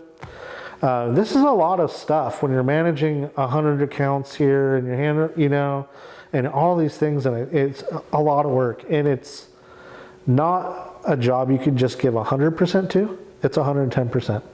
So I'm trying to grind through all this. I get back to work. I just want to get back to doing my job, trying to do all this other stuff on the side. My brother gets arrested for freaking drug possession. He's going down a rabbit hole there. I'm like, shit, I got to help my brother out now. My mom lives in Section 8 housing. She calls me. She's like, I think I'm being evicted. I'm like, okay, and this is like over a course of like 4 or 5 months, and I'm trying to do this job, handle all these things, and I just get to a breaking point, and I'm like, I can't do this anymore. I can't let I can't like bail out on my family. I've got to bail out on this job, and I didn't want to ask them for like a break. I just felt like they've already taken care of me so much. I didn't want to be, and I didn't know when that break would be or end, so I just resigned. I wrote this really nice resignation letter and was like, I'm so proud of what we've done and what we're doing and grateful, but I can't do it, and so I quit my dream job. So it was weird. It was like, but I had to. So, and I didn't know what I was going to do. I had no plan at all other than just trying to get these things together, and it was wild. My wife's like, what the hell? But, and everybody was like, what the hell? And I remember I got on the phone and called every single account that I could like have a personal relationship with and told them, thank you for supporting us. And they were all like, they were like, you're leaving your job? Are you okay? And I'm like, it's family stuff, and I had no intentions of ever going back to, I just wanted to, do my thing. I couldn't give them 110% anymore. I could only give them 100%. And you can't. When this is business, you can't. And so I got a lot done. in that time and really had a chance to grieve and was being a father and a husband. And I really needed that. I've been going hard. And about 6 months go by and my phone rings and it's the Cowhorn folks. And they're like, hey, how are you doing? Are things coming together for you? And I'm like, yeah. They're like, you want to grab a beer or drink and talk? I'm like, sure, that sounds good. And they're like, we're really glad things are coming together for you.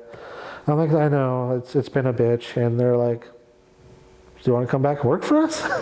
And I'm like, well, I don't know.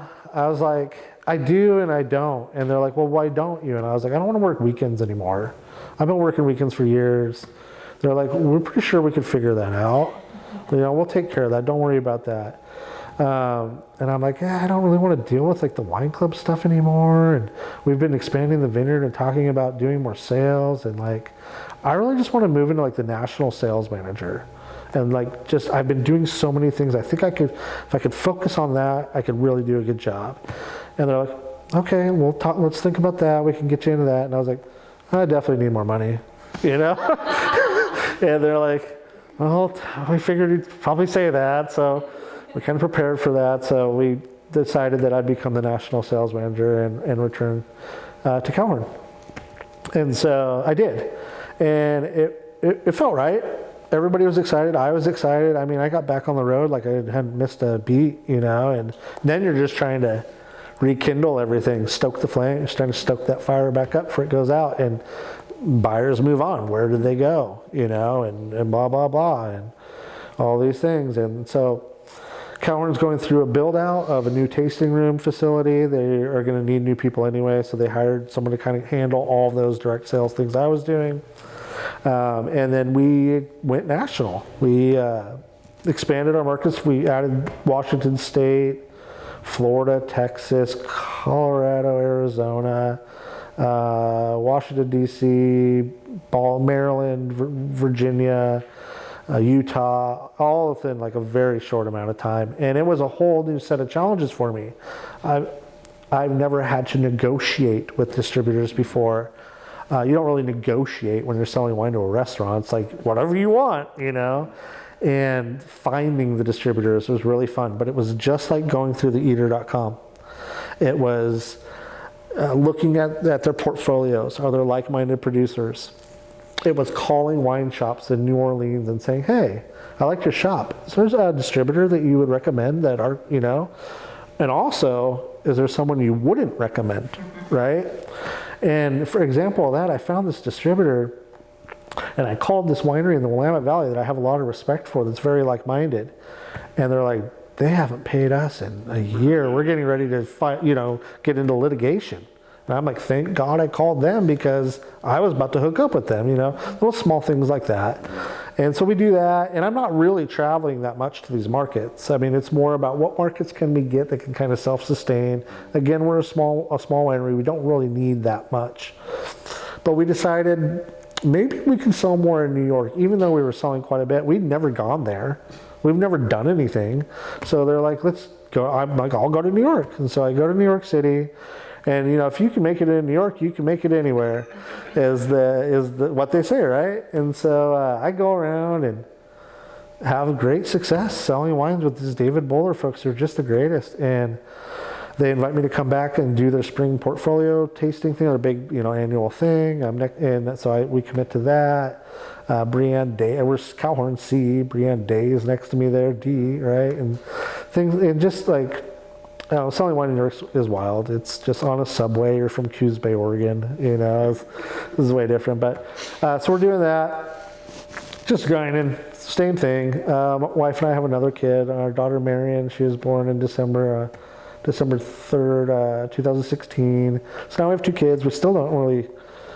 I mean, we're doing that. We bought a house. Things are going good.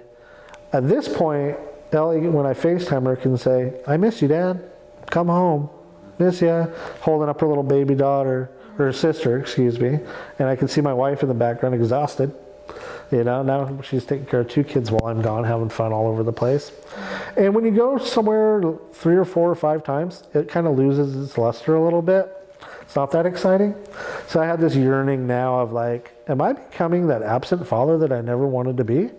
That was really kind of pulling at me a little bit, but you know, it's a great job and this is a great company. And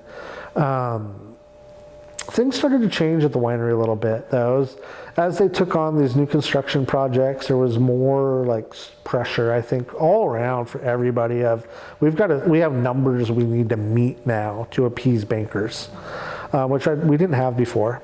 So it was a different vibe, and there was something in the air that I just couldn't quite figure out. That was not the same as it had been years before.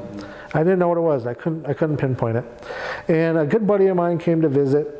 I grew up with him, and he lives in a different state, and he has a new girlfriend that he wanted to come spend a couple days in Oregon.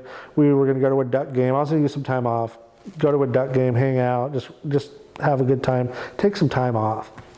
And he gets out here and he's staying with us in our new home for the first time with his girlfriend, and my phone just does not stop. It's just blah, blah. And he's like, dude, are you on vacation? I'm like, I am on vacation, but this is a company phone.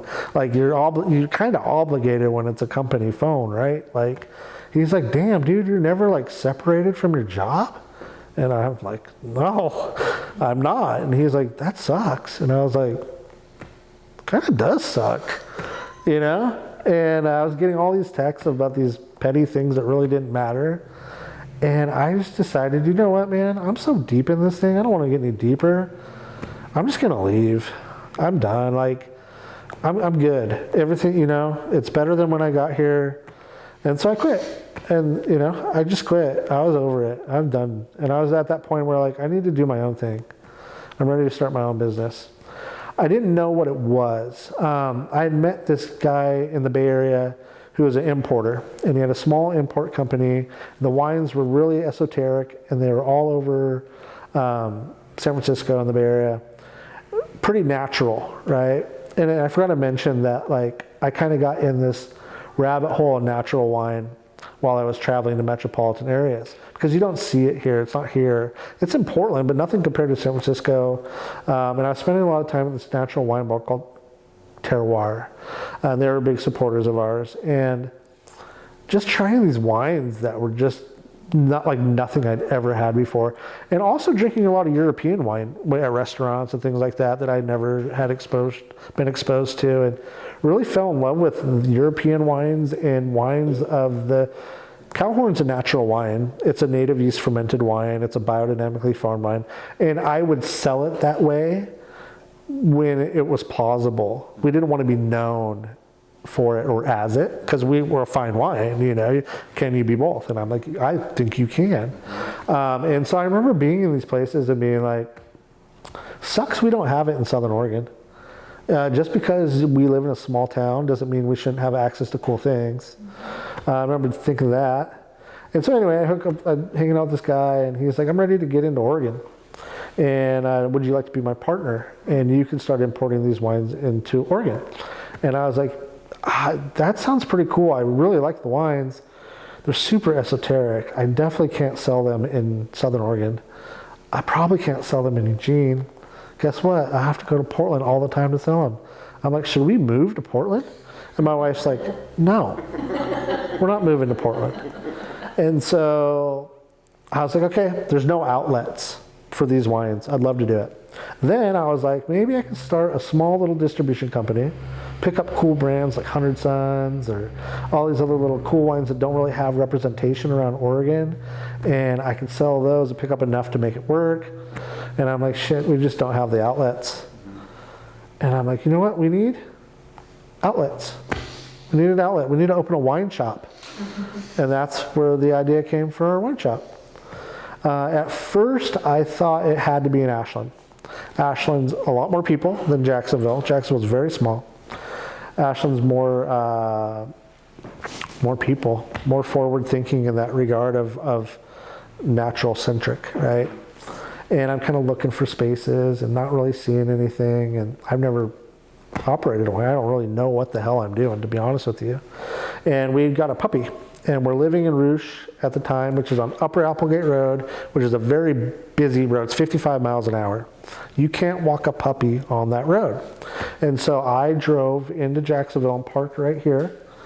And I got out to walk the puppy, and in the window it said retirement sale, going out of business. Everything has to be out by January 30th.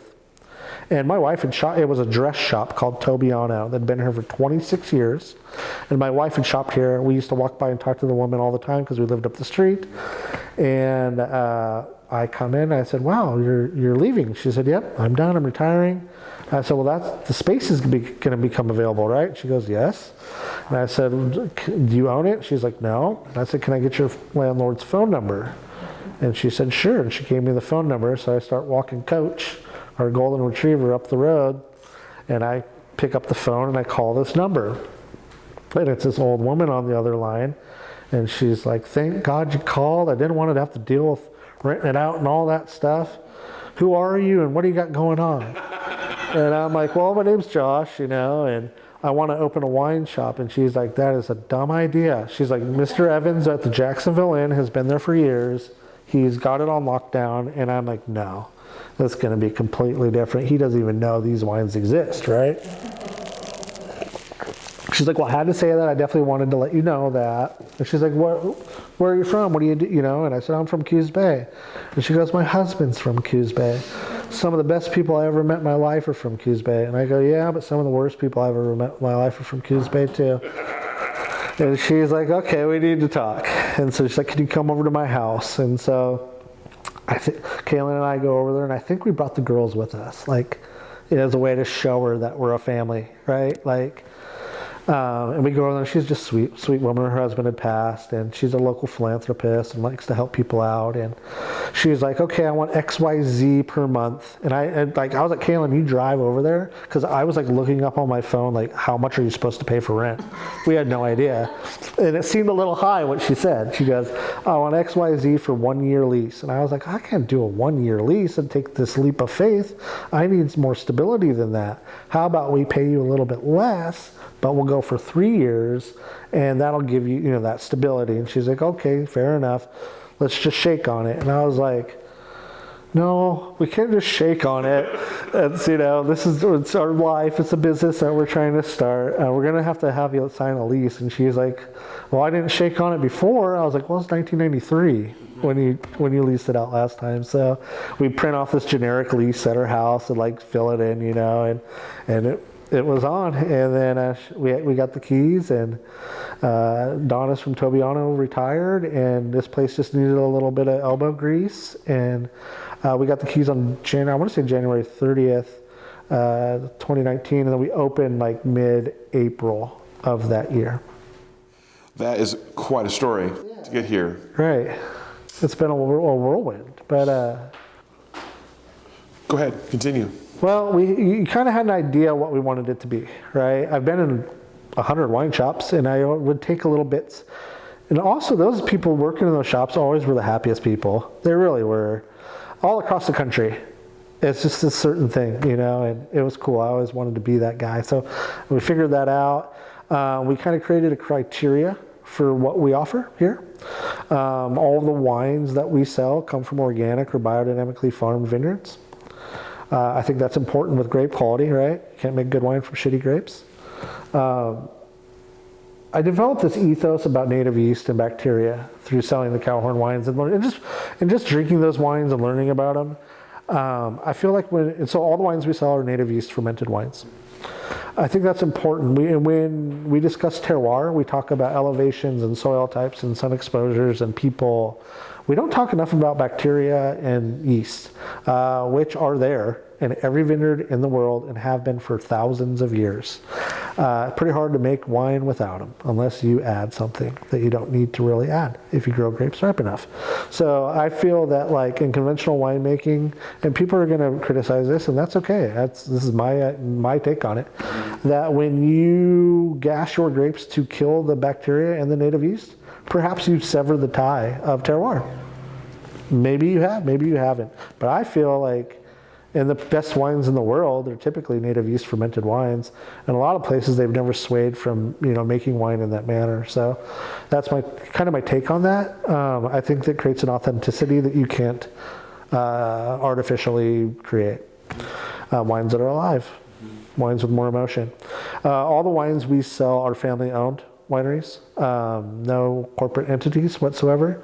We didn't start this way, but I look at the shelves and I'm like, it's almost all owner operated. Like every bottle is made by the person who owns it, their husbands or wives or themselves. And I think when you do that, there's just that much more care, right? You're not going to do anything to cut corners at your name. The wines have to taste like what they're supposed to taste like, right? They got to be varietally correct, and they definitely have to be worth it.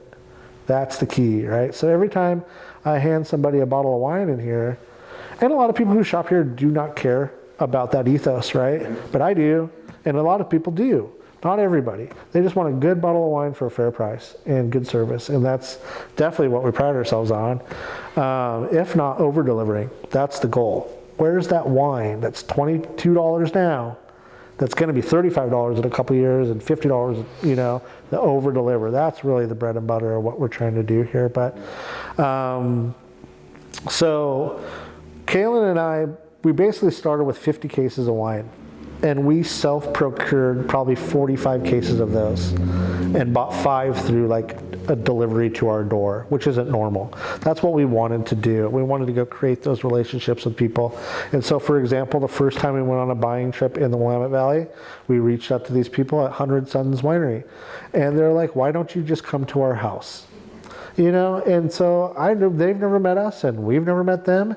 And next thing you know, we're drinking this world-class wine sitting at their dining room table. I mean, that's what we're trying to do here, and loading it up in the car and bringing it here. And an extension of them, people living their dreams, and we're living ours. And so it's this awesome two-way street of that, and that's what this whole business is based on, right? European wines, to me, are no-brainers. I'm an origin drinker. Why not drink Syrah from the Rhone Valley, where they've been growing Syrah and making Syrah for hundreds of years and can still deliver this unbelievable value because the families owned the property for 300 years. There's no mortgage, there's no debt, there's no spreadsheet telling them what they have to charge to pay the bills. Where in America, on the other hand, almost all of us, everybody's operating with a spreadsheet telling us what we have to charge to pay the bills, and sometimes the wine's not worth it. So it's my job as the wine guy to not sell those wines that aren't worth it and find those wines that over-deliver. That's the entire premise of the shop. We flipped that sign to open, and we had 0 customers, and we had no idea what was going to happen, right? But slowly, people started showing up. And with Jacksonville being so small, it's the smaller class size, right? It's more personal attention. It's getting to know people to the point where if someone brings me a wine to try and I smell and taste that wine, I oftentimes know who I'm going to sell that wine to before I even bought it. And that's just kind of how we have to roll. We're so small. We carry about 200 wines, rotating selection all the time.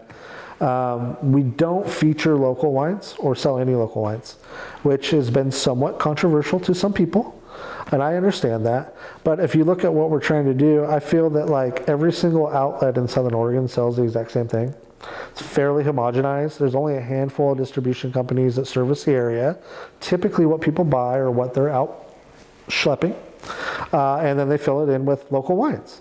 And why have I worked my whole career to sell the exact same thing as somebody else? It's no disrespect to local wines. I've sold those all over the country. I help put them on the map. They're great. I just don't need, I have a limited space. I'd rather have a Nebbiolo from Piedmont. That's just me. Some people say, thank you for doing that, Josh. That's great. Other people say, you're an idiot. And I'm okay with that. It's my store. My name's on it's Kimball's Artisan Wines, It's awesome. I love it. I've been here 7 years. I've never had a bad day. I walk here from my house. I walk home. My kids come down here. They hang out. My daughter sells earrings here. My other daughter's artwork's on the wall. I mean, this is our family shop. And, Kimball's is our name, but also in Jacksonville, it's an old school town, and all the merchants, it was their last names was the name of the store. So it's in honoring of that. An artisan is someone who produces something using traditional methods in limited quantities. It's exactly what we do, right? And so we do it, and that's who we are. I guess that's the story. We've run into some challenges along the way, like COVID, right? Less than a year than opening, which was wild. But it's part of it. It's part of our story. I figured, shoot, if we could get through that, we did. Yeah, I just really love it. I found exactly what I'm supposed to be doing after doing so many different things, and it works for us. It's not. We're not buying Ferraris. I don't even have a car, but it's that sacrifice that I make to live this lifestyle, raise my kids in this town, be present, right, and do what I love to do. So. Tell me about the discovery process for you. Obviously, you had a lot of time to spend in a lot of wine shops. You knew a lot of wines and a lot of winemakers. Tell me about, for this shop, obviously you have your criteria, but beyond that, how are our wines? Are you seeking out people? Are people coming to you? What is sort of the usual new wine? Yeah. So in the beginning, like I mentioned, we went and got 45 of those 50 cases. We went down to California and created relationships with people we like down there. Chad Hines from Iroquois used to have a brand called Method Sauvage. He made the wine in Richmond, California. I love those wines. We drove down to his winery in Richmond. We had lunch at Chez Panisse, so it wasn't too stressful. But, and we got some cases of wine from him. He introduced me to his buddy who had this wine label called Irene, and they were pretty wines. And so part of it was you couldn't get the wines here, right? They're there, but they're in Portland. And not all those companies are servicing little old Southern Oregon, us downstaters here. And so there's a handful of them that do on a regular basis, but not the ones I really wanted. And they're like, yes, we will send you wine, Josh, but you need to buy 20 cases to make it worth our cost, right? And I'm not buying 20 cases from anybody. This is a very small bottle shop. So I said, well, what if I got in touch with a couple other people down here, and maybe they need 6 cases and I need 5 cases and they need it, could we do it that way? And the companies are like, we don't care, make it happen. And so I partnered up with a couple other businesses in Ashland that were looking to, which was kind of counterproductive in a way, because I always had this little idea that I wanted to have the exclusivity, right?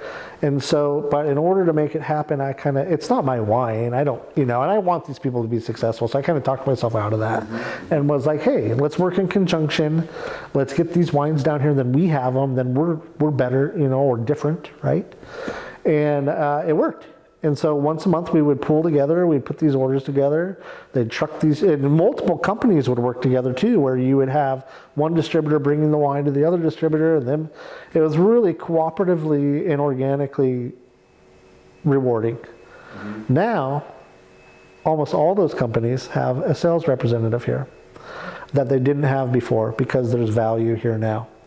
And to be able to say that perhaps we played a small part in that, it's pretty cool. Mm-hmm. And so now there's more access to good wine and interesting wines and compelling wines that weren't necessarily here before. Mm-hmm. And so it just takes a little bit of people to work together to bring that to fruition, I guess. But yeah, it's cool. So now I have, COVID killed the whole, we're going to go drive around and get all the wine. It really did, And after that too, the distributors were a little more willing to work with each other, where maybe they wouldn't have had if it wouldn't have been so hard, So in hindsight, that was kind of crazy of us anyway, to think we were just going to cruise around and buy wine all the time.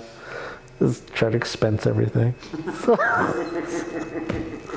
But yeah, that's I guess what we're doing. We started a wine tasting series where every other Saturday, every 2 weeks we do it something, right? We have a theme, and we invite winemakers here. And it's been so cool to see people like Ken from Walter Scott come here and pour wine, and Renee and Grant from 100 Sons, and all John House from Ovum, and all these talented, cool people that are kind of our heroes, come here and help us and support each other. And And that's been great for the region too, because they'll come down here and they'll work a little bit with the reps and spread the wine around a little bit. Maybe there's more opportunity here than they know, and but it's and typically we'll just ask people if they want to come over for dinner afterwards, and to have my kids sitting at the table with these fascinating people and sharing what we all enjoy has been really awesome and rewarding. And I hope that they don't care, they're kids, but maybe this is what's sparking it. I've watched a lot of these wine archives, and sometimes it's just sitting at the table with their parents and seeing people share what they love. So maybe that'll make an impact, and if not, I'm cool with that too. I want my kids to do what they want to do. So let's talk about the Oregon selection specifically here for Limit. You mentioned a few names there, obviously. Tell me about sort of the people who've inspired you in Oregon, and the people you're carrying here, and maybe some of the kind of the success stories for wine discovery. Well, I mean, there are some amazing wines being made here in Oregon right now. It's wild. It's the best it's ever been. You can't argue that. That's not even debatable. And still, in the grand scheme of things, pretty affordable. I could sell those wines. I feel like the people who keep it real, and they know that there's a sweet spot. And I feel like right now it might be more expensive than it was 5 years ago, but it's still worth it, and you don't know what you can do until you try. In regards to pricing is really tricky.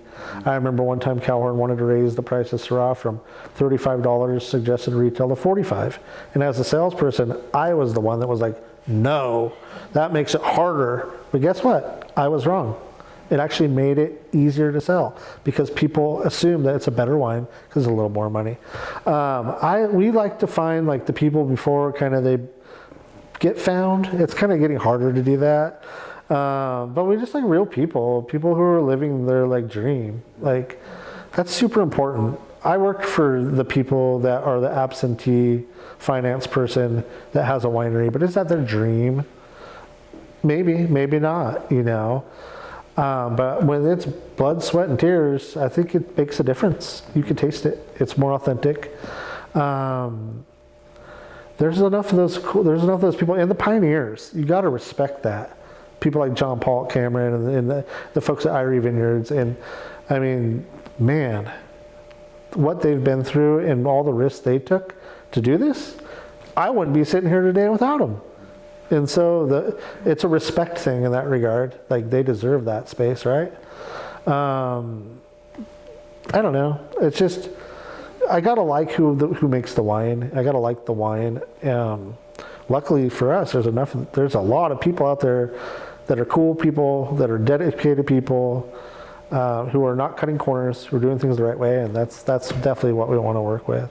Tell me a little bit about, you mentioned obviously COVID right after you opened the shop. Tell me a little bit about the sort of survival strategy for COVID and coming out the other side. Gosh, it's just the Wild West, man. Just like everybody else's story. It's okay. So first of all, we didn't know if we were going to be open or not. Get shut down. We didn't get shut down. We're an essential service, thankfully. This town was shut down. I mean, 90% of the businesses were forced to close. That means no people. So no tourists whatsoever. We're fairly young, less than a year. Our Rolodex of clients or customers, not that big, right? So we got to figure this out. How are we going to do this? And so also not eligible for any stimulus because we're less than a year old and we can't show an impact. So what are we going to do, right? I'm sitting down here, our regular hours, and nothing's happening. So I said, oh shit, there's no reason to sit here all week long and nothing happened. We're going to be open Friday, Saturday, Sunday from 12 to 2, whatever. We're going to condense those hours. So then we're going to tell whoever we have, that's when you can come here. That worked. It worked. We can help you get everything you need done, contactless, all paid for. Roll up, I'll put it in your trunk and you roll off. So we automated kind of the shopping process here. We offered free shipping. I had a lot of people buying cases of wine from me that normally don't buy wine, but I think they felt sorry for us. A lot of friends and family, thank you. A lot of people in town love their small businesses in this town. They couldn't support other ones, they were closed. they supported us just out of like, thanks for being here, adding content to our community, which was beautiful. Free delivery, Ashland, Talent, Medford, once a week. I'd load up the car like my old days and cruise around and ring doorbells and run off and leave that box of wine. That was pretty cool. So whatever, I mean, man, whatever, you know, whatever it took. And then again, like narrow it down, right? You don't need all this inventory. So just like this week, we've got these 4 wines we're stoked on. We love these wines. They're great values. Let's just buy it and churn it, you know, and just like doing like packs that people were doing, you know what I mean? It's kind of like that. So anything we could to survive. And it was actually, to me, it was stimulating. It was like, people were getting very creative, right? And so it was cool to just see like how creative people could be and when they have to be, and how like this could be fairly boring. It can be. And so that added a little bit of like, oh shit. And then again, the reward, like getting out of it and being like, we made it.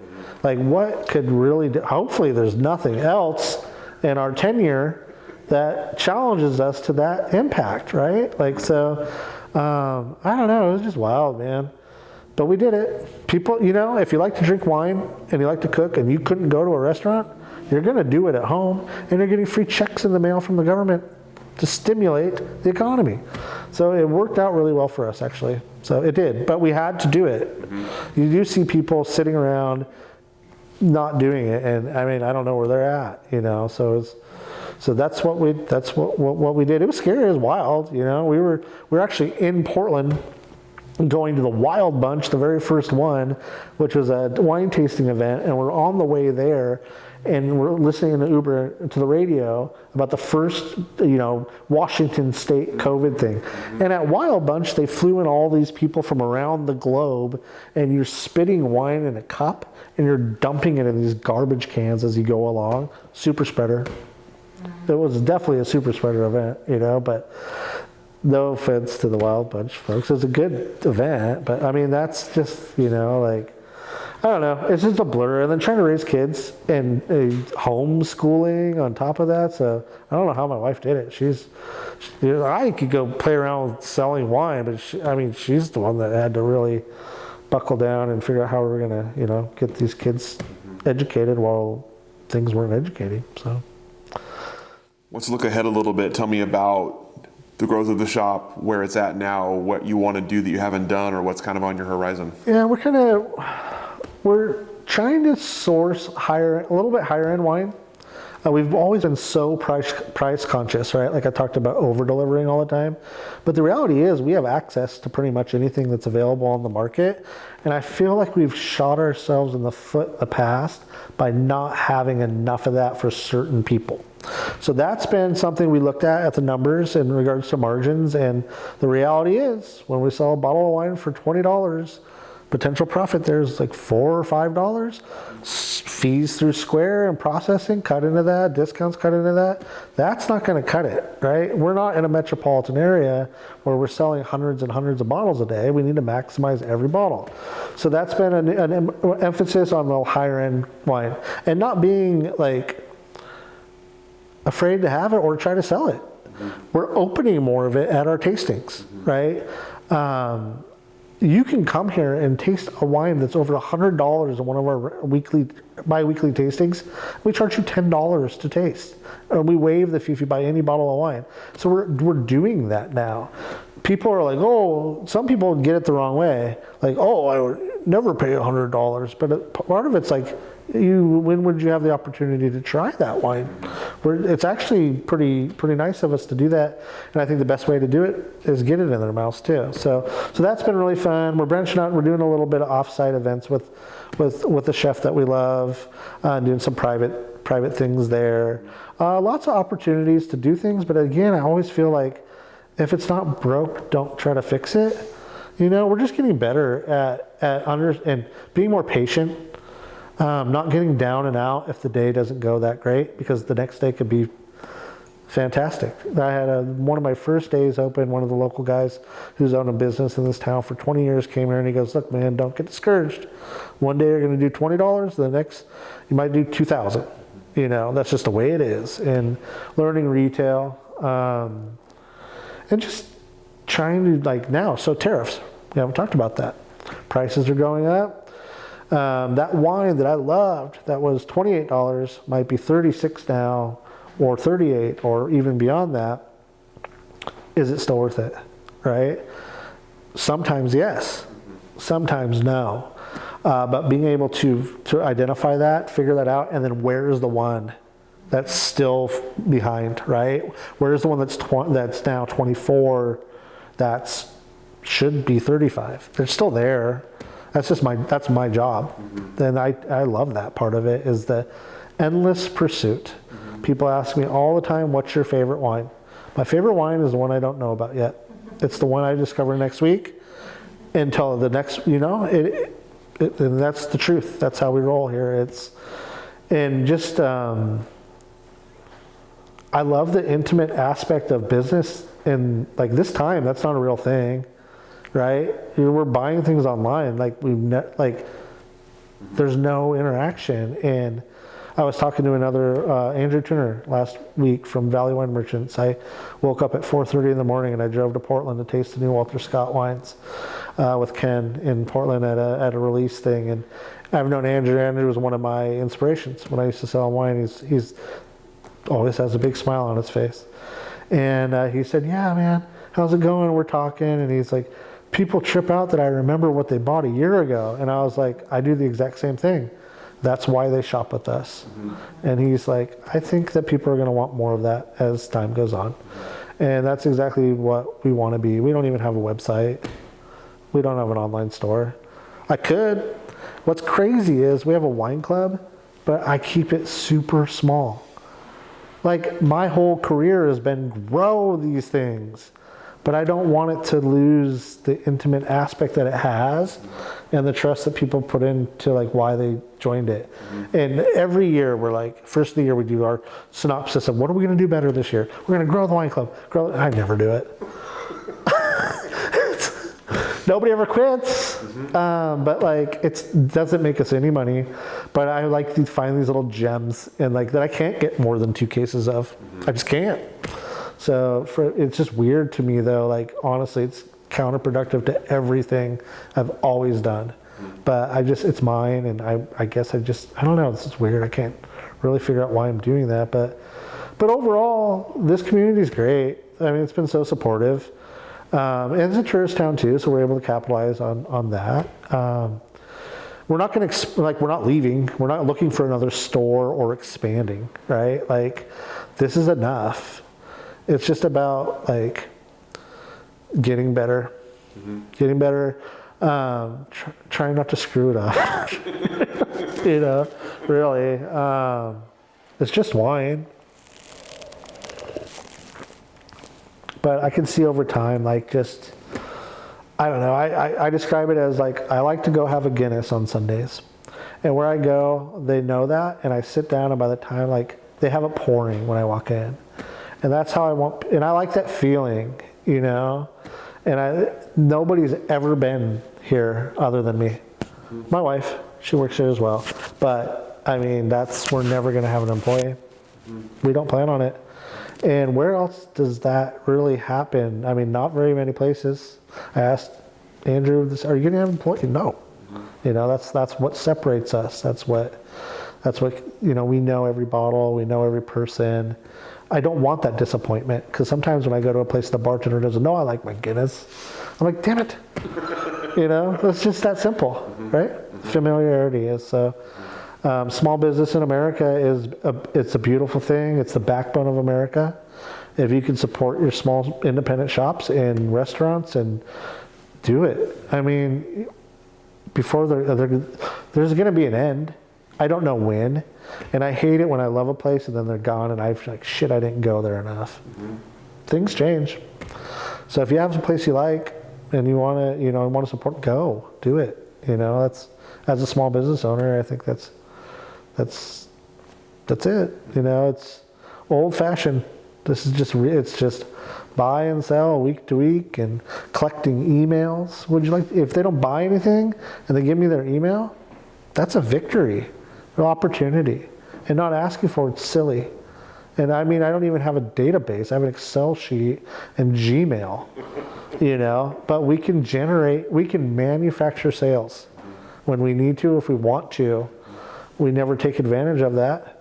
But if there's an opportunity that I see to send something out, for example, Walter Scott recently got some amazing reviews for their wines. We were in Portland at the Deep Roots Coalition tasting. They don't even talk about it. They're not even mentioning it. And I had a customer email me like the review in the morning when I'm like laying in bed. Can you get me some of this? And so I'm like, you guys, this is amazing. And they're like, oh yeah, thanks, Josh.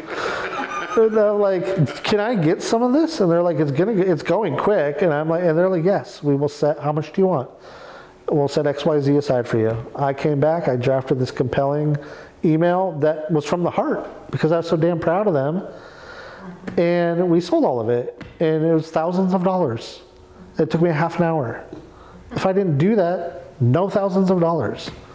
So there's just a gut instinct sometimes of like, when should you do that? And don't abuse that. Trust.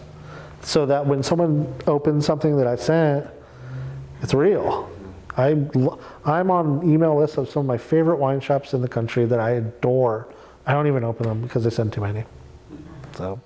All right. That's all the questions that I have for you today. Anything I didn't ask that I should have? Anything we didn't cover? Nope, that seems to be pretty good. Pretty good. Yes, sir. Okay, we got it. Thank you so much for taking the time, sharing your story with us, sharing your beautiful shop with us, and go ahead and let you off the hook. Thank you. Enjoy Southern Oregon.